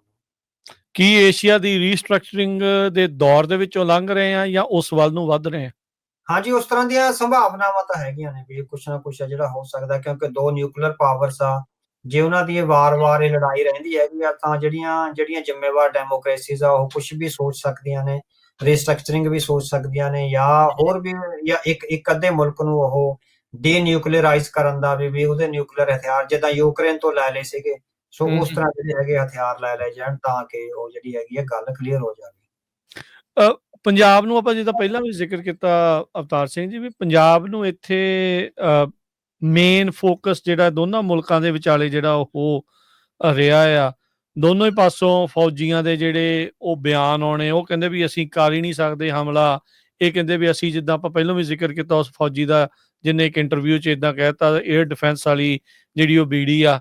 ਪੰਜਾਬ ਨੂੰ, ਸਿੱਖਾਂ ਨੂੰ ਇੰਨਾ ਇੰਪੋਰਟੈਂਟ ਕਿਉਂ ਆ ਇਹ ਸਾਰੇ ਕਾਸੇ ਦੇ, ਇਹਨਾਂ ਦੋਨਾਂ ਮੁਲਕਾਂ ਦੇ ਆਪਸੀ ਜਿਹੜੇ ਜ਼ਹਿਰ ਦੇ ਵਿੱਚ, ਆਪਸੀ ਜਿਹੜੇ ਝਗੜੇ ਦੇ ਵਿੱਚ ਸਿੱਖ ਤੇ ਪੰਜਾਬ ਇੰਨੀ ਮਹੱਤਤਾ ਕਿਉਂ ਰੱਖਦਾ ਹੈ? ਇਹ ਜਿਓਗ੍ਰਾਫਿਕਲੀ ਆ, ਇਹ ਇੱਕ ਕੌਮ ਦੇ ਕਰਕੇ ਆ, ਜਾਂ ਹੋਰ ਮਲਟੀਪਲ ਰੀਜ਼ਨਸ ਆ ਕਿਉਂ ਪੰਜਾਬ ਇੰਨੀ ਇੰਪੋਰਟੈਂਸ ਜਿਹੜੀ ਇਸ ਟਾਈਮ ਇਸ ਲੜਾਈ ਦੇ ਵਿੱਚ ਘਟ ਰਿਹਾ ਹੈਗੀ ਆ? ਇਹ ਸਾਡੇ ਗੁਰੂ ਸਾਹਿਬ ਦੀ ਬਖਸ਼ਿਸ਼ ਦਾ ਹੀ ਜਿਹੜਾ ਹੈਗਾ ਉਹ ਨਤੀਜਾ ਹੈਗਾ। ਪਿਛੇ ਜਿਹੜੀ ਗੁਰੂ ਸਾਹਿਬ ਨੇ ਇਸ ਧਰਤੀ ਨੂੰ ਬਖਸ਼ਿਸ਼ ਕਰੀ ਹੈਗੀ ਆ, ਉਸ ਬਖਸ਼ਿਸ਼ ਕਰਕੇ ਹੀ ਸਾਡੀ ਯੂਨੀਕ ਆਇਡੈਂਟੀਟੀ ਆ, ਜਿਹੜੀ ਸਾਡੀ ਵੱਖਰੀ ਪਹਿਚਾਣ ਆ, ਤੇ ਉਹਦੇ ਚੋਂ ਜਿਹੜਾ ਕੌਮ ਨੇ ਕਰੈਕਟਰ ਕਮਾਇਆ ਗੁਰੂ ਗ੍ਰੰਥ ਸਾਹਿਬ ਦੀ ਸਿੱਖਿਆ ਵਿੱਚੋਂ, ਗੁਰੂ ਗ੍ਰੰਥ ਸਾਹਿਬ ਦੀ ਸਿੱਖਿਆ ਨਾਲ ਜੁੜ ਕੇ। ਬੇਸ਼ੱਕ ਅੱਜ ਸਾਡੀ ਕੌਮ ਦੇ ਕਰੈਕਟਰ ਵਿੱਚ ਕੁਝ ਕਮਜ਼ੋਰੀਆਂ ਆਈਆਂ ਨੇ, ਉਹ ਉਸ ਤਰ੍ਹਾਂ ਦਾ ਬੁਲੰਦ ਕਰਦਾਰ ਨਹੀਂ ਰਿਹਾ ਜਿਸ ਤਰ੍ਹਾਂ ਦਾ ਗੁਰੂ ਸਾਹਿਬ ਦੇ ਟਾਈਮ ਦੇ ਸਿੱਖਾਂ ਦਾ ਹੁੰਦਾ ਸੀ, ਪਰ ਫਿਰ ਵੀ ਉਹ ਸ਼ਕਤੀ ਜਿਹੜੀ ਗੁਰੂ ਸਾਹਿਬ ਨੇ ਇਸ ਧਰਤੀ ਵਿੱਚ ਪੈਦਾ ਕਰੀ ਹੈਗੀ ਆ, ਜਿਹੜਾ ਸ਼੍ਰੀ ਗੁਰੂ ਗ੍ਰੰਥ ਸਾਹਿਬ ਦਾ ਪ੍ਰਕਾਸ਼ ਇਸ ਧਰਤੀ ਤੇ ਹੋਇਆ ਤੇ ਖਾਲਸੇ ਦੀ ਸਿਰਜਣਾ ਜਿਹੜੀ ਇਸ ਧਰਤੀ ਤੇ ਹੋਈ ਆ, ਇਹ ਦੋ ਮਹਾਨ ਪ੍ਰਾਪਤੀਆਂ ਜਿਹੜੀਆਂ ਉਹ ਤੋਂ ਬਾਅਦ ਜਿਹੜਾ 200-250 ਸਾਲਾਂ ਦਾ ਇੱਕ ਪੂਰਾ ਸੰਕਲਪਬੱਧ ਜਿਹੜਾ ਇਤਿਹਾਸ ਹੈਗਾ, ਉਹਦੀ ਪ੍ਰੇਰਨਾ ਹੀ ਹੈਗੀ ਆ ਸਿੱਖਾਂ ਨੂੰ ਤੇ ਇਸ ਪੰਜਾਬੀ ਮਾਂ ਧਰਤੀ ਨੂੰ, ਜਿਹੜੀ ਹੈਗੀ ਆ ਪੰਜਾਬ ਦੀ ਧਰਤੀ ਨੂੰ ਇੱਕ ਇੰਪੋਰਟੈਂਸ ਦਵਾ ਰਹੀ ਹੈਗੀ ਆ, ਜਿਹਦੇ ਕਰਕੇ ਆਪਾਂ ਦੇਖ ਰਹੇ ਹੈਗੇ ਆ ਵੀ ਅੱਜ ਇੰਟਰਨੈਸ਼ਨਲ ਜਿਹੜੀ ਡਿਪਲੋਮੈਸੀ ਆ ਉਹਦੇ ਵਿੱਚ ਸਿੱਖਾਂ ਦੀ ਮਹੱਤਤਾ ਹੈਗੀ ਆ ਉਹ ਵੱਧਦੀ ਜਾ ਰਹੀ ਹੈ। ਜੀ ਬਿਲਕੁਲ। ਇੱਥੇ ਅਵਤਾਰ ਸਿੰਘ ਜੀ, ਜਿੱਦਾਂ ਹੁਣ ਆਪਾਂ ਨੂੰ ਪਤਾ ਵੀ ਅਵਤਾਰ ਸਿੰਘ ਜੀ ਨੇ ਜਿਹੜੀ ਕਿਤਾਬ ਸਿੱਖ ਕੌਮਵਾਦ ਦਾ ਸੰਕਲਪ ਆ, ਉਹ 10 ਸਾਲਾਂ ਦੀ ਜਿਹੜੀ ਬਹੁਤ ਗਹਿਰੀ ਜਿਹੜੀ ਖੋਜ ਆ, ਉਸ ਤੋਂ ਬਾਅਦ 500 ਤੋਂ ਵੱਧ ਕਿਤਾਬਾਂ ਪੜ੍ਹਨ ਤੋਂ ਬਾਅਦ ਦੇ ਵਿੱਚ ਇਹ ਜਿਹੜੀ ਲਿਆਂਦੀ ਆ, ਇਹ ਪੂਰੇ ਹਾਲਾਤਾਂ ਦੇ ਵਿੱਚ ਸਿੱਖ ਕੌਮ ਦਾ, ਸਿੱਖ ਨੇਸ਼ਨ ਦਾ ਇੱਕ ਆਈਡੀਆ ਵੀ ਨਾਲ ਜਿਹੜਾ ਉਹ ਉੱਭਰਦਾ ਆ। ਅਕਸਰ ਆਖਿਆ ਜਾਂਦਾ ਵੀ ਜਦੋਂ ਵੀ ਕਿਤੇ ਜੰਗਾਂ ਲੱਗਦੀਆਂ ਕਿਸੇ ਵੀ ਖੇਤਰ ਦੇ ਵਿੱਚ ਜਾਂ ਕਿਤੇ ਵੀ ਆ, ਉੱਥੇ ਨਵੇਂ ਦੇਸ਼, ਨਵੇਂ ਨੇਸ਼ਨ ਇੱਦਾਂ ਬਣਨ ਦੇ ਜਿਹੜੇ ਆ ਉਹ ਰਾਹ ਵੀ ਜਿਹੜੇ ਉਹ ਪੈਦਾ ਹੁੰਦੇ ਆ। ਤੁਸੀਂ ਇਹਨਾਂ ਹਾਲਾਤਾਂ ਦੇ ਵਿੱਚ ਇਸ ਕਿਤਾਬ ਦੇ ਹਵਾਲੇ ਦੇ ਨਾਲ ਤੁਸੀਂ ਕੋਈ ਗੱਲ ਦੱਸ ਸਕਦੇ ਆ ਵੀ ਇਹ ਰਾਹ ਆਪਣੇ ਲਈ ਅੱਗੇ ਪੈਦਾ ਹੋ ਰਿਹਾ, ਕੋਈ ਦਰਵਾਜ਼ੇ ਖੁੱਲ ਰਹੇ ਆ, ਜਾਂ ਜੇ ਨਹੀਂ ਤਾਂ ਕੀ ਅੱਗੇ ਇਸ ਦੇ ਵਿੱਚ ਹੋ ਸਕਦਾ ਹੈ? ਹਾਂਜੀ, ਜਿਹੜੀਆਂ ਜੰਗਾਂ ਹੁੰਦੀਆਂ ਨੇ ਨਾ, ਜੰਗਾਂ ਦਾ ਜਿਹੜਾ ਸਮੁੱਚਾ ਐਨਾਲਿਸਿਸ ਹੈਗਾ ਵੀ ਉਹਦੇ ਚੋਂ ਜਿਹੜੀ ਮੌਜੂਦਾ ਨੇਸ਼ਨ ਸਟੇਟ ਜਿਹੜੀ ਕ੍ਰੀਏਟ ਹੋਈ ਹੈ ਨਾ, ਵੀ ਕੌਮਾਂ ਦੇ ਆਪਣੇ ਹਰੇਕ ਕੌਮ ਦਾ ਆਪਣਾ ਮੁਲਕ ਹੈਗਾ ਜਿਹੜਾ, ਉਹ ਇਸ ਜੰਗਾਂ ਦੇ ਇਸ ਵਿਸਥਾਰ ਵਿੱਚੋਂ ਹੀ ਜਿਹੜਾ ਹੈਗਾ, ਇਹ 15ਵੀਂ ਸਦੀ ਤੋਂ ਬਾਅਦ ਆ ਜਿਹੜਾ ਯੂਰਪ ਵਿੱਚ ਸ਼ੁਰੂ ਹੋਇਆ ਨਾ ਜੰਗਾਂ ਦਾ ਜਿਹੜਾ ਰਵਾਇਤੀ ਢੰਗ ਹੈਗਾ। ਸੋ ਉਹਦੇ ਚੋਂ ਤੁਸੀਂ ਦੇਖੋ ਵੀ 15ਵੀਂ ਸਦੀ ਵਿੱਚ ਜਿਹੜੇ ਯੂਰਪ ਵਿੱਚ ਵੱਡੀਆਂ ਰਾਜਸੀ ਤਬਦੀਲੀਆਂ ਵਾਪਰਦੀਆਂ ਹੈਗੀਆਂ, ਸੋ ਜੰਗਾਂ ਕਰਕੇ ਵਾਪਰੀਆਂ। ਸੋ ਲੰਬੀਆਂ ਜੰਗਾਂ, ਵੱਖ-ਵੱਖ ਸਾਮਰਾਜ ਸੀਗੇ, ਸਪੇਨ ਦਾ ਸਾਮਰਾਜ ਸੀਗੇ, ਓਟੋਮਨ ਸਾਮਰਾਜ ਸੀਗਾ, ਹੋਰ ਬਹੁਤ ਸਾਰੇ ਜਿਹੜੇ ਸਾਮਰਾਜ ਆ, ਵੱਡੇ ਸਾਮਰਾਜ ਆ, ਕਲੈਕਟਿਵ ਜਿੱਦਾਂ ਇੱਕ ਤਰ੍ਹਾਂ ਨਾਲ ਮਹਾਦੀਪ ਹੁੰਦੇ ਆ, ਉਸ ਤਰ੍ਹਾਂ ਦੇ ਸਾਮਰਾਜ ਸੀਗੇ। ਸੋ ਜਿਹੜੀਆਂ ਵੱਡੀਆਂ ਜੰਗਾਂ ਨੇ ਨਵੀਆਂ ਚੁਣੌਤੀਆਂ ਲੈ ਕੇ ਆਂਦੀਆਂ, ਉਹਦੇ ਨਾਲ ਵੱਡੀਆਂ ਰਾਜਸੀ ਤਬਦੀਲੀਆਂ ਆਈਆਂ। ਉਹ ਤੋਂ ਪਹਿਲਾਂ ਸਾਮਰਾਜਾਂ ਕੋਲ ਕੋਈ ਵੱਜਵੀਂ ਫੌਜ ਨਹੀਂ ਸੀ ਹੁੰਦੀ, ਸੋ ਉਸ ਲੰਮੇ ਜੰਗੀ ਹਾਲਾਤ ਨੇ ਸਾਮਰਾਜਾਂ ਨੂੰ ਵੱਜਵੀਂ ਫੌਜ ਕ੍ਰੀਏਟ ਕਰਨ ਦਾ ਜਿਹੜਾ ਹੈਗਾ ਉਹ ਇੱਕ ਤਰ੍ਹਾਂ ਨਾਲ ਮੌਕਾ ਦਿੱਤਾ। ਉਸ ਵੱਜਵੀਂ ਫੌਜ ਨੂੰ ਰੈਗੂਲੇਟ ਕਰਨ ਲਈ ਫਿਰ ਸਿਵਲ ਸਰਵੈਂਟ ਆ, ਜਿਹੜੇ ਅਫਸਰਸ਼ਾਹੀ ਆ, ਉਹ ਸਾਹਮਣੇ ਆਈ। ਸੋ ਉਸ ਅਫਸਰਸ਼ਾਹੀ ਤੋਂ ਬਾਅਦ ਇਹ ਹੋਇਆ ਵੀ ਜਦੋਂ ਜਿਹੜੀ ਅਫਸਰਸ਼ਾਹੀ ਆ, ਹੁਣ ਅਫਸਰਸ਼ਾਹੀ ਆਪਣੀ ਜਿਸ ਤਰ੍ਹਾਂ ਵੀ ਆਪਣੀ ਜਿਹੜੀ ਇੰਟੈਲੈਕਚੁਅਲ ਸਾਊਂਡਨੈਸ ਆ, ਜਿਹੜੀ ਉਹਦੇ ਵਿੱਚ ਪੇਸ਼ੇਵਰਾਨਾ ਮੁਹਾਰਤ ਆ, ਉਹਦੇ ਨਾਲ ਜਿਹੜੀ ਹੈਗੀ ਆ ਅੱਗੇ ਆਉਣ ਲੱਗੀ ਆ। ਸੋ ਇਹ ਹੀ ਮੁੱਢ ਬੰਨਿਆ ਗਿਆ, ਉਹ ਜੰਗਾਂ ਨਹੀਂ ਬੰਨਿਆ ਹੈਗਾ। ਉਹ ਤੋਂ ਪਹਿਲਾਂ ਅਰਿਸਟੋਕ੍ਰੇਸੀ ਰਾਜ ਕਰਦੀ ਸੀ, ਵੀ ਰਾਜੇ ਦਾ ਪੁੱਤ ਆ ਗਿਆ, ਰਾਜੇ ਦੇ ਭਤੀਜੇ ਆ ਗਏ, ਜਿਹੜੇ ਪਰਿਵਾਰਾਂ ਦੀ ਸਲਤਨਤ ਸੀ ਉਹੀ ਰਾਜ ਕਰਦੀ ਸੀ। ਸੋ ਇਹ ਜੰਗਾਂ ਨੇ ਹੀ ਯੂਰਪ ਵਿੱਚ ਕ੍ਰੀਏਟ ਕਰਿਆ ਹੈਗਾ ਵੀ ਜਿਹੜੇ ਆਮ ਗਰੀਬ ਘਰਾਂ ਦੇ ਬੱਚੇ ਸੀ, ਜਿਹੜੇ ਪੜ੍ਹ ਲਿਖ ਗਏ, ਪੇਸ਼ੇਵਰ ਬਣ ਗਏ, ਉਹਨਾਂ ਦੀ ਬੈਕਗ੍ਰਾਉਂਡ ਜਿਵੇਂ ਵੀ ਕੀ ਆ, ਉਹ ਸੱਤਾ ਦੇ ਗਲਿਆਰਿਆਂ ਤੱਕ ਪਹੁੰਚ ਗਏ, ਚਾਹੇ ਉਹ ਸਿਵਲ ਸਰਵੈਂਟਸ ਦੇ ਤੌਰ ਤੇ ਪਹੁੰਚੇ, ਅਫਸਰਸ਼ਾਹੀ ਦੇ ਜਾਂ ਮਿਲਟਰੀ ਅਫਸਰਾਂ ਦੇ ਤੌਰ ਤੇ ਜਦੋਂ ਪਹੁੰਚੇ। ਜਦੋਂ ਆਮ ਘਰਾਂ ਦੇ ਬੱਚੇ ਸਿਵਲ ਸਰਵੈਂਟਸ ਦੇ ਰੂਪ ਵਿੱਚ, ਅਫਸਰਸ਼ਾਹੀ ਦੇ ਰੂਪ ਵਿੱਚ ਸੱਤਾ ਦੇ ਗਲਿਆਰਿਆਂ ਤੱਕ ਪਹੁੰਚੇ, ਤਾਂ ਯੂਰਪ ਵਿੱਚ ਇਹ ਜਿਹੜੀ ਤਬਦੀਲੀ ਹੈ, ਜਿਹੜੀ ਇਹ ਉਹਦੇ ਨਾਲ ਇੱਕ ਤਬਦੀਲੀ ਵਾਪਰਨੀ ਸ਼ੁਰੂ ਹੋਈ ਵੀ ਜਿਹੜੇ ਪਿਤਾ ਪੁਰਖੀ ਰਾਜ ਸੀ ਉਹ ਰਾਜਾਂ ਦੀਆਂ ਨੀਹਾਂ ਨੇ ਜਿਹੜੀਆਂ ਤੜਕਣੀਆਂ ਸ਼ੁਰੂ ਹੋਈਆਂ। ਉਹ ਤੜਕਣੀਆਂ ਤਾਂ ਸ਼ੁਰੂ ਹੋਈਆਂ ਵੀ ਜੰਗਾਂ ਲੰਬੇ ਸਮੇਂ ਤੱਕ ਲੱਗੀਆਂ। ਸੋ ਜੰਗਾਂ ਦੇ ਕੁਝ ਪੋਜ਼ਿਟਿਵ ਫੈਕਟਰਸ ਵੀ ਹੈਗੇ ਨੇ ਨਾ। ਉਹਨਾਂ ਪੋਜ਼ਿਟਿਵ ਫੈਕਟਰਸ ਚੋਂ ਇਹ ਹੈਗਾ ਵੀ ਫਿਰ ਹੈਗਾ ਵੀ ਜਿਹੜਾ ਧਰਮ ਸੀ ਉਹ ਤੋਂ ਪਹਿਲਾਂ ਦੋ ਤਰ੍ਹਾਂ ਦੇ ਹੈਗੇ। ਜਿਹੜੀ ਚਰਚ ਸੀ, ਚਰਚ ਦੀ ਉੱਤਮਤਾ ਸੀ। ਜਿਹੜੇ ਚਰਚ ਦੇ ਪਾਦਰੀ ਸੀ ਉਹ ਬਹੁਤ ਥਾਵਾਂ ਤੇ, ਬਹੁਤ ਵੱਡੇ ਥਾਵਾਂ ਤੇ ਰਾਜੇ ਨਾਲੋਂ ਉੱਤੇ ਸੀ। ਸੋ ਪੋਪ ਦੀ ਜਿਹੜੀ ਪਦਵੀ ਸੀ ਉਹ ਰਾਜੇ ਨਾਲੋਂ ਵੀ ਜਿਹੜੀ ਉੱਪਰ ਸੀਗੀ। ਸੋ ਉਸ ਸਮੇਂ ਦੌਰਾਨ ਫਿਰ ਹੋਇਆ ਕੁਝ ਥਾਵਾਂ ਤੇ ਲੈਟਿਨ ਦੀ ਜਿਹੜੀ ਲਾਤੀਨੀ ਭਾਸ਼ਾ ਸੀ ਉਹਦੀ ਜਿਹੜੀ ਉੱਤਮਤਾ ਸੀ ਉਹ ਬਹੁਤ ਵੱਡੇ ਯੂਰਪ ਦੇ ਬਹੁਤ ਵੱਡੇ ਹਿੱਸੇ ਵਿੱਚ ਸੀ। ਇਹਨਾਂ ਜੰਗਾਂ ਦੇ ਦਬਾਅ ਕਾਰਨ ਜਦੋਂ ਸਾਮਰਾਜਾਂ ਦੇ ਜਿਹੜੇ ਰਾਜੇ ਸੀਗੇ ਉਹਨਾਂ ਨੂੰ ਸੱਚਾਈਆਂ ਦਾ ਅਹਿਸਾਸ ਹੋਇਆ ਤਾਂ ਉਹਨਾਂ ਸੱਚਾਈਆਂ 'ਚ ਉਹਨਾਂ ਨੇ ਵੱਖ-ਵੱਖ ਭਾਈਚਾਰਿਆਂ ਨੂੰ ਫਿਰ ਇਸ ਗੱਲੋਂ ਕਾਬੂ ਕਰਿਆ, ਇਸ 'ਚ ਏਕਤਾ ਬਣਾਈ ਵੀ ਤੁਸੀਂ ਦੇਸ਼ ਦੀ ਏਕਤਾ ਅਖੰਡਤਾ ਲਈ ਸਾਡੇ ਨਾਲ ਜਿਹੜਾ ਹੈਗਾ ਲੜੋ। ਪਰ ਉਹ ਭਾਈਚਾਰੇ ਕਿਉਂਕਿ ਆਪਣੇ ਧਰਮ ਤੇ ਭਾਸ਼ਾਵਾਂ ਨਾਲ ਜੁੜੇ ਹੋਏ ਸੀ, ਵਕਤੀ ਤੌਰ ਤੇ ਉਹ ਜੰਗ ਵਿੱਚ ਸ਼ਾਮਲ ਹੋਏ ਜਾਂ ਸਰਕਾਰਾਂ ਨਾਲ ਸ਼ਾਮਲ ਹੋਏ, ਪਰ ਐਸੋ ਉਹਨਾਂ ਨੂੰ ਮੌਕਾ ਮਿਲਿਆ ਉਹਨਾਂ ਨੇ ਆਪਣੀਆਂ ਕੌਮੀਅਤਾਂ ਆਪਣੇ ਨੇਸ਼ਨ ਦੇ ਹਿਸਾਬ ਨਾਲ ਜਿਹੜੇ ਹੈਗੇ ਮੁਲਕ ਸਿਰਜਣੇ ਸ਼ੁਰੂ ਕਰ ਦਿੱਤੇ। ਇੱਕ ਤਾਂ ਛੋਟੇ ਪਰਿਵਾਰਾਂ ਚੋਂ ਬੱਚੇ ਅਫਸਰ ਬਣ ਕੇ ਸਾਹਮਣੇ ਆਏ ਤੇ ਦੂਜਾ ਜਦੋਂ ਜੰਗਾਂ ਨੇ ਬੁਰਾ ਹਾਲ ਕਰ ਦਿੱਤਾ ਸਾਮਰਾਜਾਂ ਦਾ ਤਾਂ ਨੇਸ਼ਨ ਸਟੇਟ ਦਾ ਸੰਕਲਪ ਸਾਮਰਾਜ ਉਦੋਂ ਟੁੱਟੇ। 1648 ਦੀ ਜਿਹੜੀ ਵੈਸਟਫੇਲੀਆ ਸੰਧੀ ਹੋਈ ਆ ਉਹ 30 ਸਾਲ ਦੀ ਜੰਗ ਤੋਂ ਬਾਅਦ ਹੋਈ ਸੀ। ਸੋ ਵੈਸਟਫੇਲੀਆ ਦੀ ਸੰਧੀ ਨੇ 30 ਸਾਲਾਂ ਦੀ ਜੰਗ ਤੋਂ ਬਾਅਦ ਹੋਈ ਵੈਸਟਫੇਲੀਆ ਦੀ ਸੰਧੀ ਨੇ ਨੇਸ਼ਨ ਸਟੇਟ ਯੂਰਪ ਭਰ ਵਿੱਚ ਜਿਹੜੇ ਕ੍ਰੀਏਟ ਕੀਤੇ। ਉਹ ਤੋਂ ਪਹਿਲਾਂ 1492 ਵਿੱਚ ਸਪੇਨ ਤੇ 1497 ਵਿੱਚ ਜਿਹੜਾ ਪੁਰਤਗਾਲ ਆ, ਇਹਨਾਂ ਦੇ ਜਿਹੜੇ ਵੱਡੇ ਜਿਹੜੇ ਸਾਮਰਾਜ ਸੀਗੇ ਇਹਨਾਂ ਵਿੱਚ ਧਰਮ ਬਦਲ ਕੇ ਏਕਤਾ ਕਰਾਉਣ ਦਾ ਤਾਂ ਕਿ ਵੀ ਸਾਡੇ ਸਾਮਰਾਜ ਬਚੇ ਰਹਿਣ, ਜਿਹੜੀਆਂ ਆਬਾਦੀਆਂ ਨੂੰ ਬਚਾ ਕੇ ਰੱਖਣ ਦਾ, ਔਰ ਬਹੁਤ ਕੁਛ ਜਿਹੜਾ ਇਸ ਤਰ੍ਹਾਂ ਦਾ ਹੋਇਆ। ਪਰ ਨੇਸ਼ਨ ਸਟੇਟ ਦਾ ਕਨਸੈਪਟ ਇਹ ਹੋਇਆ ਵੀ ਜਦੋਂ ਆਮ ਲੋਕ ਸੱਤਾ ਦੇ ਨੇੜੇ ਪਹੁੰਚੇ, ਜਦੋਂ ਆਮ ਲੋਕਾਂ ਨੂੰ ਸੱਤਾ ਵਿੱਚ ਇੱਕ ਤਰ੍ਹਾਂ ਨਾਲ ਐਂਟਰ ਹੋਣ ਦਾ ਮੌਕਾ ਮਿਲਿਆ ਤਾਂ ਹੌਲੀ ਉਸ ਘਟਨਾਕ੍ਰਮ ਨੇ ਜਿਹੜਾ ਹੈਗਾ ਨੇਸ਼ਨ ਸਟੇਟ ਦਾ, ਕੌਮਾਂ ਦੇ ਆਪਣੇ ਮੁਲਕਾਂ ਦੀ ਸਿਰਜਣਾ ਦਾ ਜਿਹੜਾ ਸੰਕਲਪ ਉਹ ਕਰਿਆ ਹੈਗਾ। ਸੋ ਇਹ ਜਿਹੜੀਆਂ ਜੰਗਾਂ ਨੇ ਬਲਕਿ ਹਰ ਵਾਰੀ ਢਾਊ ਨਹੀਂ ਹੁੰਦੀਆਂ, ਬਹੁਤ ਵਾਰੀ ਜਿਹੜੀਆਂ ਕ੍ਰੀਏਟਿਵ ਰੋਲ ਵੀ ਨਿਭਾਉਂਦੀਆਂ ਹੈਗੀਆਂ। ਸੋ ਜਿਹੜੀਆਂ ਇਹ ਦੋ ਸੰਧੀਆਂ ਹੋਈਆਂ, ਇੱਕ ਆਗਸਬਰਗ ਦੀ ਸੰਧੀ ਆ ਤੇ ਦੂਜੀ ਵੈਸਟਫੇਲੀਆ ਦੀ ਸੰਧੀ ਆ। ਇਹਨਾਂ ਦੋਵਾਂ ਸੰਧੀਆਂ ਨੇ ਸੈਂਟਰਲਾਈਜ਼ਡ ਸਟੇਟ ਦਾ ਸੰਕਲਪ ਜਿਹੜਾ ਖਤਮ ਕਰਕੇ ਜਿਹੜਾ ਨੇਸ਼ਨ ਸਟੇਟ ਆ ਵੀ ਹਰੇਕ ਕੌਮ ਦੀ ਆਪਣਾ ਮੁਲਕ ਹੋਣਾ ਚਾਹੀਦਾ। ਸੋ ਉਹ ਉਸ ਸੰਦਰਭ ਵਿੱਚ ਆ ਜਿਹੜੀ ਉਹ ਕਰੀ। ਸੋ ਤੁਸੀਂ ਦੇਖੋ ਵੀ ਜਿਹੜਾ ਆਪਾਂ ਸਿੱਖਾਂ ਦੇ ਸੰਦਰਭ ਵਿੱਚ ਵੀ ਜਦੋਂ ਦੇਖਦੇ ਹੈਗੇ ਆ ਜਿਹੜਾ ਗੁਰੂ ਸਾਹਿਬ ਦੇ ਇਹ ਪੈਰਲਲ ਚੱਲ ਰਹੀਆਂ ਹੈਗੀਆਂ। ਸੋ ਜਿਸ ਤਰ੍ਹਾਂ ਲੈਟਿਨ ਭਾਸ਼ਾ ਨੂੰ ਚੁਣੌਤੀ ਦਿੱਤੀ ਗਈ, ਵੱਖ-ਵੱਖ ਜਿਹੜੀਆਂ ਕੌਮਾਂ ਦੇ ਲੋਕ ਸਾਹਮਣੇ ਆਏ ਉਹਨਾਂ ਨੇ ਲੈਟਿਨ ਭਾਸ਼ਾ ਨੂੰ ਚੁਣੌਤੀ ਦੇ ਕੇ ਆਪਣੀਆਂ ਭਾਸ਼ਾਵਾਂ ਦੇ ਆਧਾਰ ਤੇ ਕੌਮਾਂ ਸਿਰਜੀਆਂ, ਆਪਣੇ ਧਰਮਾਂ ਦੇ ਆਧਾਰ ਤੇ ਕੌਮਾਂ ਸਿਰਜੀਆਂ। ਗੁਰੂ ਪਾਤਸ਼ਾਹ ਨੇ ਵੀ ਜਿਹੜਾ ਭਾਰਤ ਵਿੱਚ ਵੀ ਸੀ ਨਾ, ਜਦੋਂ ਗੁਰੂ ਪਾਤਸ਼ਾਹ ਦਾ ਪ੍ਰਕਾਸ਼ ਹੁੰਦਾ ਉਸ ਵੇਲੇ ਲੋਧੀ ਸਾਮਰਾਜ ਆਪਣੇ ਪਤਨ ਵੱਲ ਜਿਹੜਾ ਹੈਗਾ ਜਾ ਰਿਹਾ ਸੀਗਾ। ਪਰ ਜਿਹੜੀ ਇਸਲਾਮ ਦੀ ਰਾਜਸੀ ਤਾਕਤ ਸੀ, ਰਾਜਸੀ ਤਾਕਤ ਇਸਲਾਮ ਦੇ ਹੱਥ ਸੀ, ਪਰ ਰਾਜਸੀ ਤਾਕਤ ਇਸਲਾਮ ਦੇ ਹੱਥ ਹੋਣ ਦੇ ਬਾਵਜੂਦ ਵੀ ਸਮਾਜ ਵਿੱਚ ਹਿੰਦੂ ਬ੍ਰਾਹਮਣ ਦੀ ਜਿਹੜੀ ਚੌਧਰ ਆ ਉਹ ਪੂਰੀ ਤਰ੍ਹਾਂ ਬਣੀ ਹੋਈ ਸੀ। ਸੋ ਇਹ ਦੋ ਧਰਮਾਂ ਵਿੱਚ ਰਿਹਾ, ਇੱਕ ਇਸਰਾਈਅਤ ਵਿੱਚ ਵੀ ਜਿਹੜਾ ਧਾਰਮਿਕ ਆਗੂ ਆ ਉਹ ਰਾਜੇ ਤੋਂ ਉੱਤੇ ਹੈਗਾ, ਤੇ ਦੂਸਰਾ ਹਿੰਦੂ ਧਰਮ ਵਿੱਚ ਜਿਹੜਾ ਉਹਨਾਂ ਦਾ ਚੱਕਰਵਰਤੀ ਰਾਜੇ ਦਾ ਸੰਕਲਪ ਆ ਨਾ। ਸੋ ਚੱਕਰਵਰਤੀ ਰਾਜੇ ਦਾ ਸੰਕਲਪ ਸੀ ਵੀ ਜਿਹੜਾ ਬ੍ਰਾਹਮਣ ਦੀ ਚੌਧਰ ਹੈਗੀ ਆ, ਸੋ ਜਿਹੜਾ ਬ੍ਰਾਹਮਣ ਦੀ ਤੇ ਹਿੰਦੂ ਐਲੀਟ ਦੀ ਚੌਧਰ ਹੈਗੀ ਆ, ਉਹ ਜੇ ਤੁਹਾਡੇ ਕੋਲ ਰਾਜਸੀ ਸੱਤਾ ਨਹੀਂ ਵੀ ਹੈਗੀ ਸਮਾਜ ਵਿੱਚ ਤਾਂ ਵੀ ਆ ਉਹ ਬਣੀ ਰਹਿੰਦੀ ਆ। ਸੰਸਕ੍ਰਿਤ ਉਹਨੂੰ ਪ੍ਰੋਟੈਕਟ ਕਰਦੀ ਸੀ। ਸੋ ਗੁਰੂ ਪਾਤਸ਼ਾਹ ਨੇ ਸੰਸਕ੍ਰਿਤ ਦੇ ਦਾਬੇ ਨੂੰ ਖਤਮ ਕਰਿਆ, ਉਹਨੂੰ ਤੋੜਿਆ, ਔਰ ਉਹਦੇ ਨਾਲ ਜੁੜੀ ਹੋਈ ਸਮੁੱਚੀ ਸੰਸਥਾ ਔਰ ਰਵਾਇਤਾਂ ਨੂੰ ਤੋੜ ਕੇ ਗੁਰਮੁਖੀ ਲਿਪੀ ਦੇ ਪਸਾਰ ਨਾਲ ਸ਼੍ਰੀ ਗੁਰੂ ਗ੍ਰੰਥ ਸਾਹਿਬ ਦਾ ਪ੍ਰਕਾਸ਼ ਇਸ ਧਰਤੀ ਤੇ ਕਰਿਆ। ਔਰ ਜਿਹੜਾ ਹੈਗਾ ਤੁਸੀਂ ਦੇਖੋ ਵੀ ਖਾਲਸੇ ਦੀ ਸਿਰਜਣਾ ਜਿਹੜੀ ਹੋਈ ਉਹ ਬਿਲਕੁਲ ਉਸ ਤਰ੍ਹਾਂ ਹੁਣ ਜਿੱਦਾਂ ਆਪਾਂ ਕਿਹਾ ਹੈਗਾ ਨਾ ਵੀ ਇਹ ਸਾਮਰਾਜਾਂ ਵਿੱਚ ਜਿਹੜੇ ਗਰੀਬ ਘਰਾਂ ਦੇ ਬੱਚੇ ਸੀ ਉਹ ਪੜ੍ਹ ਲਿਖ ਕੇ ਆਪਣੀ ਯੋਗਤਾ ਨਾਲ ਸੱਤਾ ਨਾਲ ਜੁੜੇ।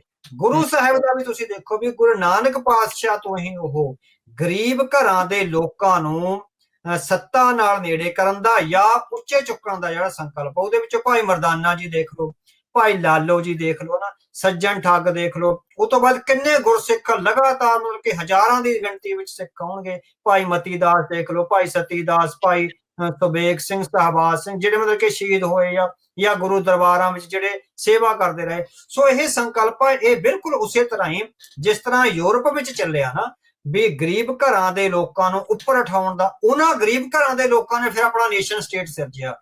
ਗੁਰੂ ਸਾਹਿਬ ਨੇ ਵੀ ਸਮੁੱਚਤਾ ਵਿੱਚ ਜਿਹੜਾ ਹੈਗਾ ਬਿਲਕੁਲ ਪੈਰਲਲ ਆ ਜਿਹੜਾ ਉਹ ਚੱਲਿਆ ਹੈਗਾ, ਵੀ ਭਾਈ ਲਾਲੋ ਵਰਗੇ ਲੋਕਾਂ ਨੂੰ ਇਹ ਅਹਿਸਾਸ ਕਰਾ ਦੇਣਾ ਵੀ ਇਨ ਗਰੀਬ ਸਿੱਖਣ ਕੋ ਦਿਓ ਪਾਤਸ਼ਾਹੀ ਯਾਦ ਕਰੇ ਹਮਰੀ ਗੁਰਿਆਈ। ਸੋ ਇਹ ਬਰਾਬਰ ਆ ਜਿਹੜਾ ਬਿਲਕੁਲ ਯੂਰਪ ਦੀਆਂ ਜਿਹੜੀਆਂ ਸਾਮਰਾਜੀ ਤਾਕਤਾਂ ਦੇ ਟੁੱਟ ਭੱਜ ਵਾਂਗ ਜਿਹੜਾ ਚੱਲਿਆ। ਹੁਣ ਇਹਦੇ ਚ ਸਾਡੇ ਕੋਲ ਇੱਕ ਆਇਆ ਹੈਗਾ 15ਵੀਂ ਸਦੀ ਦਾ ਇੱਕ ਰੂਸ ਦਾ ਹੈਗਾ ਰਾਜਾ, ਰੂਸੀ ਹੈਗਾ ਗ੍ਰੇਟ ਪੀਟਰ ਆ ਉਹਨਾਂ ਦਾ, ਹਨਾ। ਸੋ ਕਿਉਂਕਿ ਉਦੋਂ ਵੀ ਰੂਸ ਵਿੱਚ ਵੀ ਅਰਿਸਟੋਕ੍ਰੇਸੀ ਸੀਗੀ, ਰੂਸ ਦੀ ਅਰਿਸਟੋਕ੍ਰੇਸੀ ਵਿੱਚ ਵੀ ਉਸ ਮੌਕੇ ਤੇ ਜੰਗਾਂ ਕਾਰਨ ਹੀ ਇਹ ਗੱਲ ਫੈਲੀ ਵੀ ਹੁਣ ਸਾਨੂੰ ਆਪਣੀ ਅਰਿਸਟੋਕ੍ਰੈਟਿਕ ਲਾਈਫ ਸਟਾਈਲ ਨੂੰ ਬਦਲ ਕੇ ਜਿਹੜਾ ਹੈਗਾ ਵੀ ਕੌਮ ਦੇ ਹਿੱਤਾਂ ਲਈ ਜਿਹੜੀ ਹੈਗੀ ਆ ਉਹ ਇਸ ਦੇਸ਼ ਦਾ ਪ੍ਰਸ਼ਾਸਨ ਚਲਾਉਣਾ ਪੈਣਾ। ਸੋ ਜਿਹੜਾ ਗ੍ਰੇਟ ਪੀਟਰ ਆ ਉਹਨੇ ਵੀ ਕਿਹਾ, ਉਹਨੇ ਵੱਡੀਆਂ ਰਾਜਸੀ ਤਬਦੀਲੀਆਂ ਵਾਪਰੀਆਂ। ਉਹ ਕਹਿੰਦਾ ਵੀ ਜਿਹੜੀ ਸਾਡੀ ਰਾਜਸੀ ਸੱਤਾ ਹੁਣ ਸਾਡੇ ਪਰਿਵਾਰ ਤੱਕ ਸੀਮਿਤ ਨਹੀਂ ਹੈ, ਇਹ ਧਰਤੀ ਸਾਡੀ ਮਦਰਲੈਂਡ ਐਂਡ ਫਾਦਰਲੈਂਡ ਹੈਗੀ ਆ। ਸਾਡਾ ਸਮੁੱਚਾ ਮੁਲਕ, ਸਾਡੀ ਸਮੁੱਚੀ ਸੱਤਾ ਇਸ ਫਾਦਰਲੈਂਡ ਨੂੰ ਸਮਰਪਿਤ ਹੈਗੀ ਆ, ਇਸ ਫਾਦਰਲੈਂਡ ਜਾਂ ਮਦਰਲੈਂਡ। ਸੋ 16ਵੀਂ ਸਦੀ ਤੱਕ ਆ ਕੇ ਰੂਸ ਵਿੱਚ ਵੀ ਜਿਹੜੀ ਅਰਿਸਟੋਕ੍ਰੇਸੀ ਵਿੱਚ ਕਰੈਕ ਆਏ, ਜਿਸ ਤਰ੍ਹਾਂ ਯੂਰਪ ਦੀ ਅਰਿਸਟੋਕ੍ਰੇਸੀ ਵਿੱਚ ਕਰੈਕ ਆਏ, ਉਸੇ ਤਰ੍ਹਾਂ ਗੁਰੂ ਪਾਤਸ਼ਾਹ ਨੇ ਜਿਹੜਾ ਮਨੁੱਖ ਸਿਰਜਿਆ, ਛੋਟੇ ਭਾਈ ਲਾਲੋ ਵਰਗੇ ਜਿਹੜੇ ਸਿੱਖਾਂ ਨੂੰ, ਜਾਂ ਭਾਈ ਮਤੀ ਦਾਸ, ਭਾਈ ਮਨੀ ਸਿੰਘ ਵਰਗੇ ਸਿੱਖਾਂ ਨੂੰ ਜਿਹੜੀ ਪਾਤਸ਼ਾਹੀ ਦਾਅਵੇ ਦਾ ਜਿਹੜਾ ਸੰਕਲਪ ਦੁਹਰਾਇਆ। ਸੋ ਉਹਦੇ ਚ ਹੁਣ ਤੁਸੀਂ ਦੇਖੋ ਜਿੱਦਾਂ ਗ੍ਰੇਟ ਪੀਟਰ ਕਹਿ ਰਿਹਾ ਨਾ ਵੀ ਜਿਹੜਾ ਹੈਗਾ ਮੇਰਾ ਸਭ ਕੁਝ, ਸਾਡੀ ਸਾਰੀ ਸੱਤਾ ਹੈ ਜਿਹੜੀ ਰੂਸੀ ਨੇਸ਼ਨ ਨੂੰ ਸਮਰਪਿਤ ਆ। ਤਾਂ ਤੁਸੀਂ ਮਹਾਰਾਜਾ ਰਣਜੀਤ ਸਿੰਘ ਵਾਲਾ ਦੇਖੋ, ਮਹਾਰਾਜਾ ਰਣਜੀਤ ਸਿੰਘ ਦੇ ਵੀ ਖਾਲਸਾ ਸਰਕਾਰੇ ਖਾਲਸਾ ਹੈਗੀ ਆ, ਹਨਾ। ਸੋ ਉਹ ਬਿਲਕੁਲ ਗ੍ਰੇਟ ਪੀਟਰ ਵਾਂਗ ਆ ਵੀ ਰਾਜੇ ਦੀ ਆਪਣੀ ਸੱਤਾ ਨਹੀਂ, ਮਹਾਰਾਜਾ ਰਣਜੀਤ ਸਿੰਘ ਦਾ ਆਪਣਾ ਕੁਝ ਨਹੀਂ, ਹੈਨਾ। ਸੋ ਉਹ ਖਾਲਸੇ ਦੀ ਸੱਤਾ ਹੈਗੀ ਆ, ਉਹ ਖਾਲਸੇ ਨੂੰ ਸਮਰਪਿਤ ਆ, ਮਾਂ ਧਰਤੀ ਨੂੰ, ਪਵਿੱਤਰ ਧਰਤੀ ਨੂੰ ਸਮਰਪਿਤ ਆ। ਬੇਸ਼ੱਕ ਮਹਾਰਾਜਾ ਰਣਜੀਤ ਸਿੰਘ ਤੋਂ ਉਨੇ ਵੱਡੇ ਕਾਰਜ ਨਹੀਂ ਹੋਏ ਵੀ ਉਹ ਸਿੱਖਾਂ ਵਿੱਚ ਇੱਕ ਕੌਮੀ ਜਜ਼ਬਾ ਭਰ ਕੇ ਇੱਕ ਪੂਰਾ ਅਲੀਟ ਪੈਦਾ ਕਰ ਲੈਂਦਾ ਜਿਹੜਾ ਉਹਦੀ ਮੌਤ ਤੋਂ ਬਾਅਦ ਮੁਲਕ ਨੂੰ ਸਾਂਭ ਲੈਂਦਾ, ਪਰ ਮਹਾਰਾਜਾ ਸਾਹਿਬ ਨੇ ਸੁਚੇਤ ਰੂਪ ਵਿੱਚ ਉਹ ਯਤਨ ਕਰੇ, ਹਨਾ, ਵੀ ਸਿੱਕਾ ਜਿਹੜਾ ਹੈਗਾ ਉਹ ਗੁਰੂ ਸਾਹਿਬ ਦੇ ਨਾਂ ਤੇ ਚਲਾਉਣਾ, ਜਿਹੜੀਆਂ ਮੋਹਰਾਂ ਸੀ ਉਹ ਗੁਰੂ ਸਾਹਿਬ ਦੇ ਨਾਂ ਤੇ ਚੱਲਣੀਆਂ, ਔਰ ਸਮੁੱਚੀ ਜਿਹੜੀ ਰਾਜਨੀਤੀ ਸੀ ਉਹ ਗੁਰੂ ਮਹਾਰਾਜ ਦੇ ਸੰਕਲਪ ਚੋਂ ਜਾਂ ਗੁਰੂ ਸਾਹਿਬ ਦੀਆਂ ਸੰਦੇਸ਼ਾਂ ਚੋਂ ਲਿਆਉਣੀ। ਸੋ ਬਿਲਕੁਲ ਇਹ ਯੂਰਪ ਵਿੱਚ ਵਾਪਰੀਆਂ ਜਿਹੜੀਆਂ ਜੰਗ ਦੀਆਂ ਤਬਦੀਲੀਆਂ ਸੀ ਉਹਦੇ ਬਰਾਬਰ ਪੈਰਲਲ ਇੱਕ ਚੱਲ ਰਿਹਾ। ਬੇਸ਼ੱਕ ਅਸੀਂ ਉਹ ਅਲੀਟ ਵਰਗ ਆ ਜਿਹੜਾ ਗੁਰੂ ਸਾਹਿਬ ਨੇ ਖੜਾ ਕਰਿਆ ਸੀ, ਅਲੀਟ ਵਰਗ ਇਨ ਗਰੀਬ ਸਿੱਖਣ ਕੋ ਦਿਓ ਪਾਤਸ਼ਾਹੀ ਵਾਲਾ, ਉਹ ਸਾਡੇ ਤੋਂ ਬਾਅਦ ਵਿੱਚੋਂ ਜਿਹੜਾ ਸਿੱਖਾਂ ਤੋਂ ਈਵਨ ਮਿਸਲਾਂ ਤੋਂ ਵੀ ਕ੍ਰੀਏਟ ਨਹੀਂ ਹੋਇਆ, ਹਨਾ। ਹਾਲਾਂਕਿ ਜਦੋਂ ਮਿਸਲਾਂ ਉੱਥੇ ਆਪਣੇ ਕਾਰਜ ਕਰ ਰਹੀਆਂ ਸੀ ਤਾਂ ਜਿਹੜਾ ਮੁਗਲਾਂ ਦਾ ਸ਼ਾਸਨ ਆ ਉਹ ਬਿਲਕੁਲ ਤਬਾਹੀ ਵੱਲ ਵੱਧ ਰਿਹਾ ਸੀਗਾ, ਬਹੁਤ ਕਮਜ਼ੋਰ ਹੋ ਗਿਆ ਸੀ। ਉਸ ਵੇਲੇ ਮਿਸਲਾਂ ਨੂੰ ਜਿਹੜਾ ਹੈਗਾ ਇੱਕ ਪੂਰਾ ਅਲੀਟ ਵਰਗ, ਇੱਕ ਨੇਸ਼ਨ ਕ੍ਰੀਏਟ ਕਰਨਾ ਚਾਹੀਦਾ ਸੀ। ਉੱਥੇ ਅਸੀਂ ਆ ਜਿਹੜੀ ਕਮਜ਼ੋਰੀ ਜਿਹੜਾ ਯੂਰਪ ਕਰ ਗਿਆ, ਯੂਰਪ ਨੇ ਸਾਮਰਾਜਾਂ ਨੂੰ ਤੋੜ ਕੇ ਜਿਹੜੇ ਪੜ੍ਹੇ ਲਿਖੇ ਅਲੀਟ ਵਰਗ ਸੀ ਉਹਦੇ ਰਾਹੀਂ ਨੇਸ਼ਨ ਸਟੇਟ ਸਿਰਜਦੀ, ਇਹ ਜੰਗਾਂ ਕਰਕੇ ਹੀ ਸੰਭਵ ਹੋਇਆ। ਸੋ ਮਹਾਰਾਜਾ ਸਾਹਿਬ ਬਹੁਤ ਨੇੜੇ ਪਹੁੰਚੇ, ਪਰ ਕਿਉਂਕਿ ਉਹਨਾਂ ਦੀਆਂ ਆਪਣੀਆਂ ਕੰਪਲਸ਼ਨ ਸੀਗੀਆਂ, ਬਹੁਤ ਪਾਸਿਓਂ ਹਮਲੇ ਹੋ ਰਹੇ ਸੀ, ਉਹਨਾਂ ਦਾ ਧਿਆਨ ਹੋਰ ਬਹੁਤ ਪਾਸੇ ਸੀਗਾ, ਸਾਡਾ ਅਲੀਟ ਵਰਗ ਨਹੀਂ ਪੈਦਾ ਹੋਇਆ। ਸੋ ਇਸ ਕਰਕੇ ਜਿਹੜੀ ਹੈਗੀ ਆਪਾਂ ਉਸ ਡਿਪਲੋਮੇਸੀ ਚੋਂ ਜਿਹੜੀ ਮਾਰ ਖਾਧੀ ਹੈਗੀ ਆ। ਪਰ ਜਿਹੜਾ ਨੇਸ਼ਨ ਸਟੇਟ ਦਾ ਸੰਕਲਪ ਹੈ ਜੰਗਾਂ ਚੋਂ ਹੀ ਆਇਆ, ਤੇ ਭਵਿੱਖ ਵਿੱਚ ਵੀ ਜਿਹੜੀਆਂ ਕੌਮਾਂ ਨੇ ਆਜ਼ਾਦ ਹੋਣਾ ਉਹ ਜੰਗਾਂ ਦੇ ਮੁਹਾਜ਼ ਚੋਂ ਹੀ ਉਹਨਾਂ ਨੂੰ ਆਜ਼ਾਦੀ ਮਿਲਦੀ ਹੈ। ਜੀ ਬਿਲਕੁਲ। ਸੋ ਅਵਤਾਰ ਸਿੰਘ ਹੁਣਾਂ ਦੀ ਜਿਹੜੀ ਕਿਤਾਬ ਆ, ਬਹੁਤ ਸਾਰੇ ਅਜਿਹੇ ਜਿਹੜੇ ਸਿਧਾਂਤ ਆ, ਅਜਿਹੀਆਂ ਜਿਹੜੀਆਂ ਗੱਲਾਂ ਆ ਉਸ ਦੇ ਵਿੱਚ ਸਪਸ਼ਟਤਾ ਦੇ ਨਾਲ ਤੁਹਾਡੇ ਉਹਨਾਂ ਸਿਧਾਂਤਾਂ ਨੂੰ ਦ੍ਰਿੜ ਕਰਦੀ ਆ। ਸੋ ਸਿੱਖ ਕੌਮਵਾਦ ਦਾ ਸੰਕਲਪ ਜੋ ਇਹ ਕਿਤਾਬ ਆ ਉਸ ਨੂੰ ਪ੍ਰਾਪਤ ਕਰਨ ਦੇ ਲਈ ਤੁਸੀਂ ਸਾਡੇ ਸਟੂਡੀਓ ਪੰਜਾਬੀ ਰੇਡੀਓ USA ਦੇ ਆਫਿਸ ਦੇ ਵਿੱਚ ਜਿਹੜਾ ਉਹ ਸੰਪਰਕ ਕਰ ਸਕਦੇ ਆ। 408-272-5200 4082725200 ਦੇ ਉੱਤੇ ਆਉਂਦੇ ਜਿਹੜੇ 2 ਨਗਰ ਕੀਰਤਨ ਆ ਰਹੇ ਆ, ਇੱਕ ਤਰੀਕ ਨੂੰ ਬੇਕਰਸਫੀਲਡ ਵਿੱਚ, ਉੱਥੇ ਵੀ ਇਹ ਕਿਤਾਬਾਂ ਉਪਲਬਧ ਹੋਣਗੀਆਂ। ਜੇ ਤੁਸੀਂ ਪ੍ਰਾਪਤ ਕਰਨਾ ਚਾਹੁੰਦੇ ਹੋ ਤਾਂ ਉੱਥੋਂ ਤੁਸੀਂ ਲੈ ਸਕਦੇ ਆ। ਤੇ 7 ਜੂਨ ਨੂੰ ਸੈਨ ਫਰਾਂਸਿਸਕੋ ਦੇ ਵਿੱਚ ਜੋ ਨਗਰ ਕੀਰਤਨ ਹੋਣਾ ਆ, ਉੱਥੇ ਵੀ ਇਹ ਕਿਤਾਬਾਂ ਜਿਹੜੀਆਂ ਉਪਲਬਧ ਹੋਣਗੀਆਂ। ਤੁਸੀਂ ਸਾਡੇ ਕੋਲੋਂ ਜਿਹੜੀਆਂ ਉਹ ਆ ਕੇ ਕਿਤਾਬ ਜਿਹੜੀ ਉਹ ਪ੍ਰਾਪਤ ਕਰ ਸਕਦੇ ਆ। ਤੁਹਾਡੀ ਕਿਤਾਬ ਦੇ ਵਿੱਚ ਨਾ ਇੱਕ 237 ਪੇਜ ਦੇ ਉੱਤੇ ਅਵਤਾਰ ਸਿੰਘ ਜੀ ਕੌਮਵਾਦ ਅਤੇ ਫਾਸੀਵਾਦ ਦਾ ਫਰਕ ਜਿਹੜਾ ਆ ਉਸ ਦੇ ਉੱਤੇ ਕਾਫੀ ਤੁਸੀਂ ਇਸ ਦੇ ਵਿੱਚ ਚਰਚਾ ਜਿਹੜੀ ਉਹ ਕੀਤੀ ਆ। ਬਹੁਤ ਵਾਰੀ ਜਦੋਂ ਸਿੱਖ ਕੌਮਵਾਦ ਦੀ ਜਾਂ ਸਿੱਖ ਨੈਸ਼ਨਲਿਜ਼ਮ ਦੀ ਗੱਲ ਕੀਤੀ ਆ ਤਾਂ ਉਸ ਨੂੰ ਐਕਸਟ੍ਰੀਮ ਨੈਸ਼ਨਲਿਜ਼ਮ ਦੇ ਨਾਲ ਜੋੜ ਕੇ ਫੈਸਿਜ਼ਮ ਵੱਲ ਨੂੰ ਜਿਹੜਾ ਉਹ ਜੋੜ ਦਿੱਤਾ ਜਾਂਦਾ ਆ। ਇਹਦੇ ਵਿੱਚ ਕਿੱਦਾਂ ਫਰਕ ਆ? ਹਾਂਜੀ ਹਾਂਜੀ, ਉਹਦੇ ਵਿੱਚ ਮੈਂ ਪੂਰੇ ਵਿਸਥਾਰ ਵਿੱਚ ਦੱਸਿਆ ਵੀ ਨਿਸ਼ਾਨਿਆਂ ਦਾ ਫਰਕ ਆ। ਜਿਹੜੇ ਸੱਚੇ ਕੌਮਵਾਦੀ ਆ ਉਹਨਾਂ ਲਈ, ਜਿਹੜੇ ਫਾਸ਼ੀਵਾਦੀ ਆ ਨਾ, ਫਾਸ਼ੀਵਾਦੀਆਂ ਲਈ ਸਭ ਤੋਂ ਪਹਿਲਾਂ ਵੀ ਸੱਤਾ ਹੱਥ ਆਉਣੀ ਆ।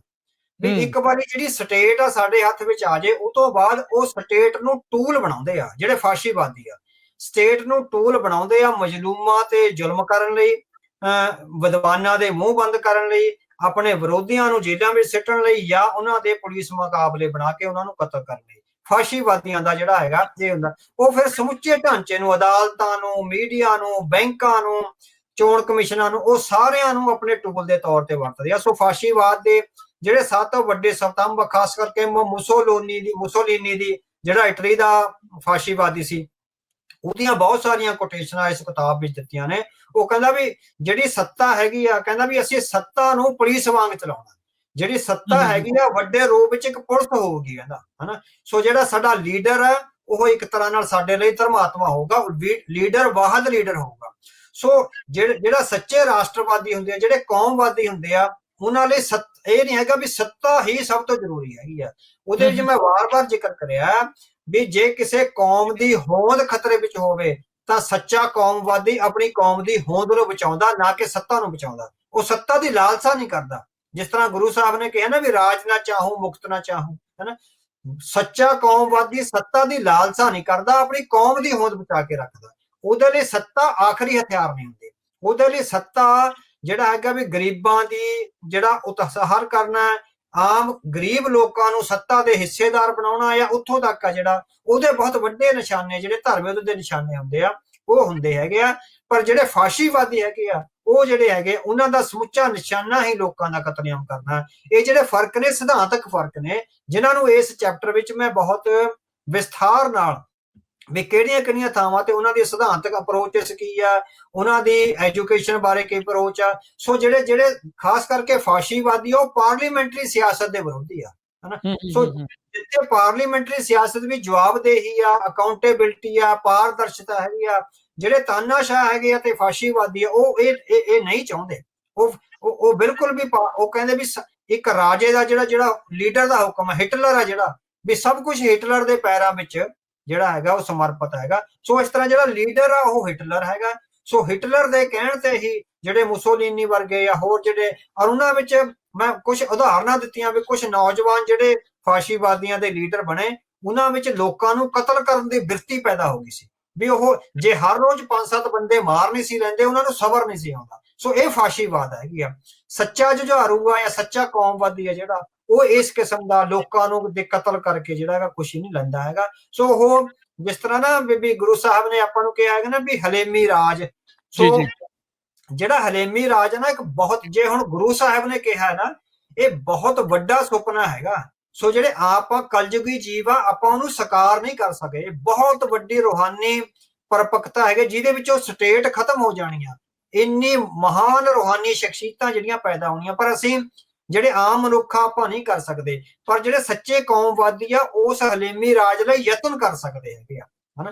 ਵੀ ਉਸ ਡੈਮੋਕ੍ਰੈਟਿਕ ਢਾਂਚੇ ਵਿੱਚ ਰਹਿੰਦੇ ਆ, ਹੌਲੀ ਹੌਲੀ ਲੋਕਾਂ ਦਾ ਉਥਾਨ, ਉਧਾਰ, ਇਨਸਾਫ ਤੇ ਉਹਨਾਂ ਦਾ ਜਿਹੜਾ ਜੀਵਨ ਜਿਹੜਾ ਹੈਗਾ ਆਪਾਂ ਕਹੇ ਵੀ ਚੰਗਾ ਕਰਨ ਲਈ ਉਹ ਕਰ ਸਕਦੇ ਆ। ਜਿਹੜਾ ਹਲੇਮੀ ਰਾਜ ਹੈ, ਬਹੁਤ ਉੱਚੀ ਅਵਸਥਾ ਹੈਗੀ ਆ। ਉੱਥੇ ਜਾ ਕੇ ਫਿਰ ਸਾਰੀਆਂ ਸਟੇਟਲੈਸ ਸੁਸਾਇਟੀਜ਼ ਹੋਣਗੀਆਂ। ਉਹ ਹਾਲ ਦੀ ਘੜੀ ਮਤਲਬ ਕਿ ਇੰਨਾ ਉਟੋਪੀਅਨ ਹੈਗਾ, ਕਿਉਂਕਿ ਗੁਰੂ ਸਾਹਿਬ ਨੇ ਸੰਕਲਪ ਲਿਆ, ਸਿੱਖ ਨੇ ਉਹਦੇ ਲਈ ਜੇ ਰਾਜ ਆ ਜਾਂਦਾ ਤਾਂ ਉਹਦੇ ਲਈ ਯਤਨਸ਼ੀਲ ਆ ਜਿਹੜਾ ਉਹ ਹੋਣਾ ਹੈਗਾ। ਜੀ ਸੋ ਬਿਲਕੁਲ। ਸੋ ਇਹ 9ਵਾਂ ਚੈਪਟਰ ਆ ਸਰਦਾਰ ਅਵਤਾਰ ਸਿੰਘ ਹੋਣਾ ਦੀ ਜਿਹੜੀ ਇਹ ਕਿਤਾਬ, ਫਾਸ਼ੀਵਾਦ ਅਤੇ ਕੌਮਵਾਦ ਦਾ ਜਿਹੜਾ ਫਰਕ ਆ।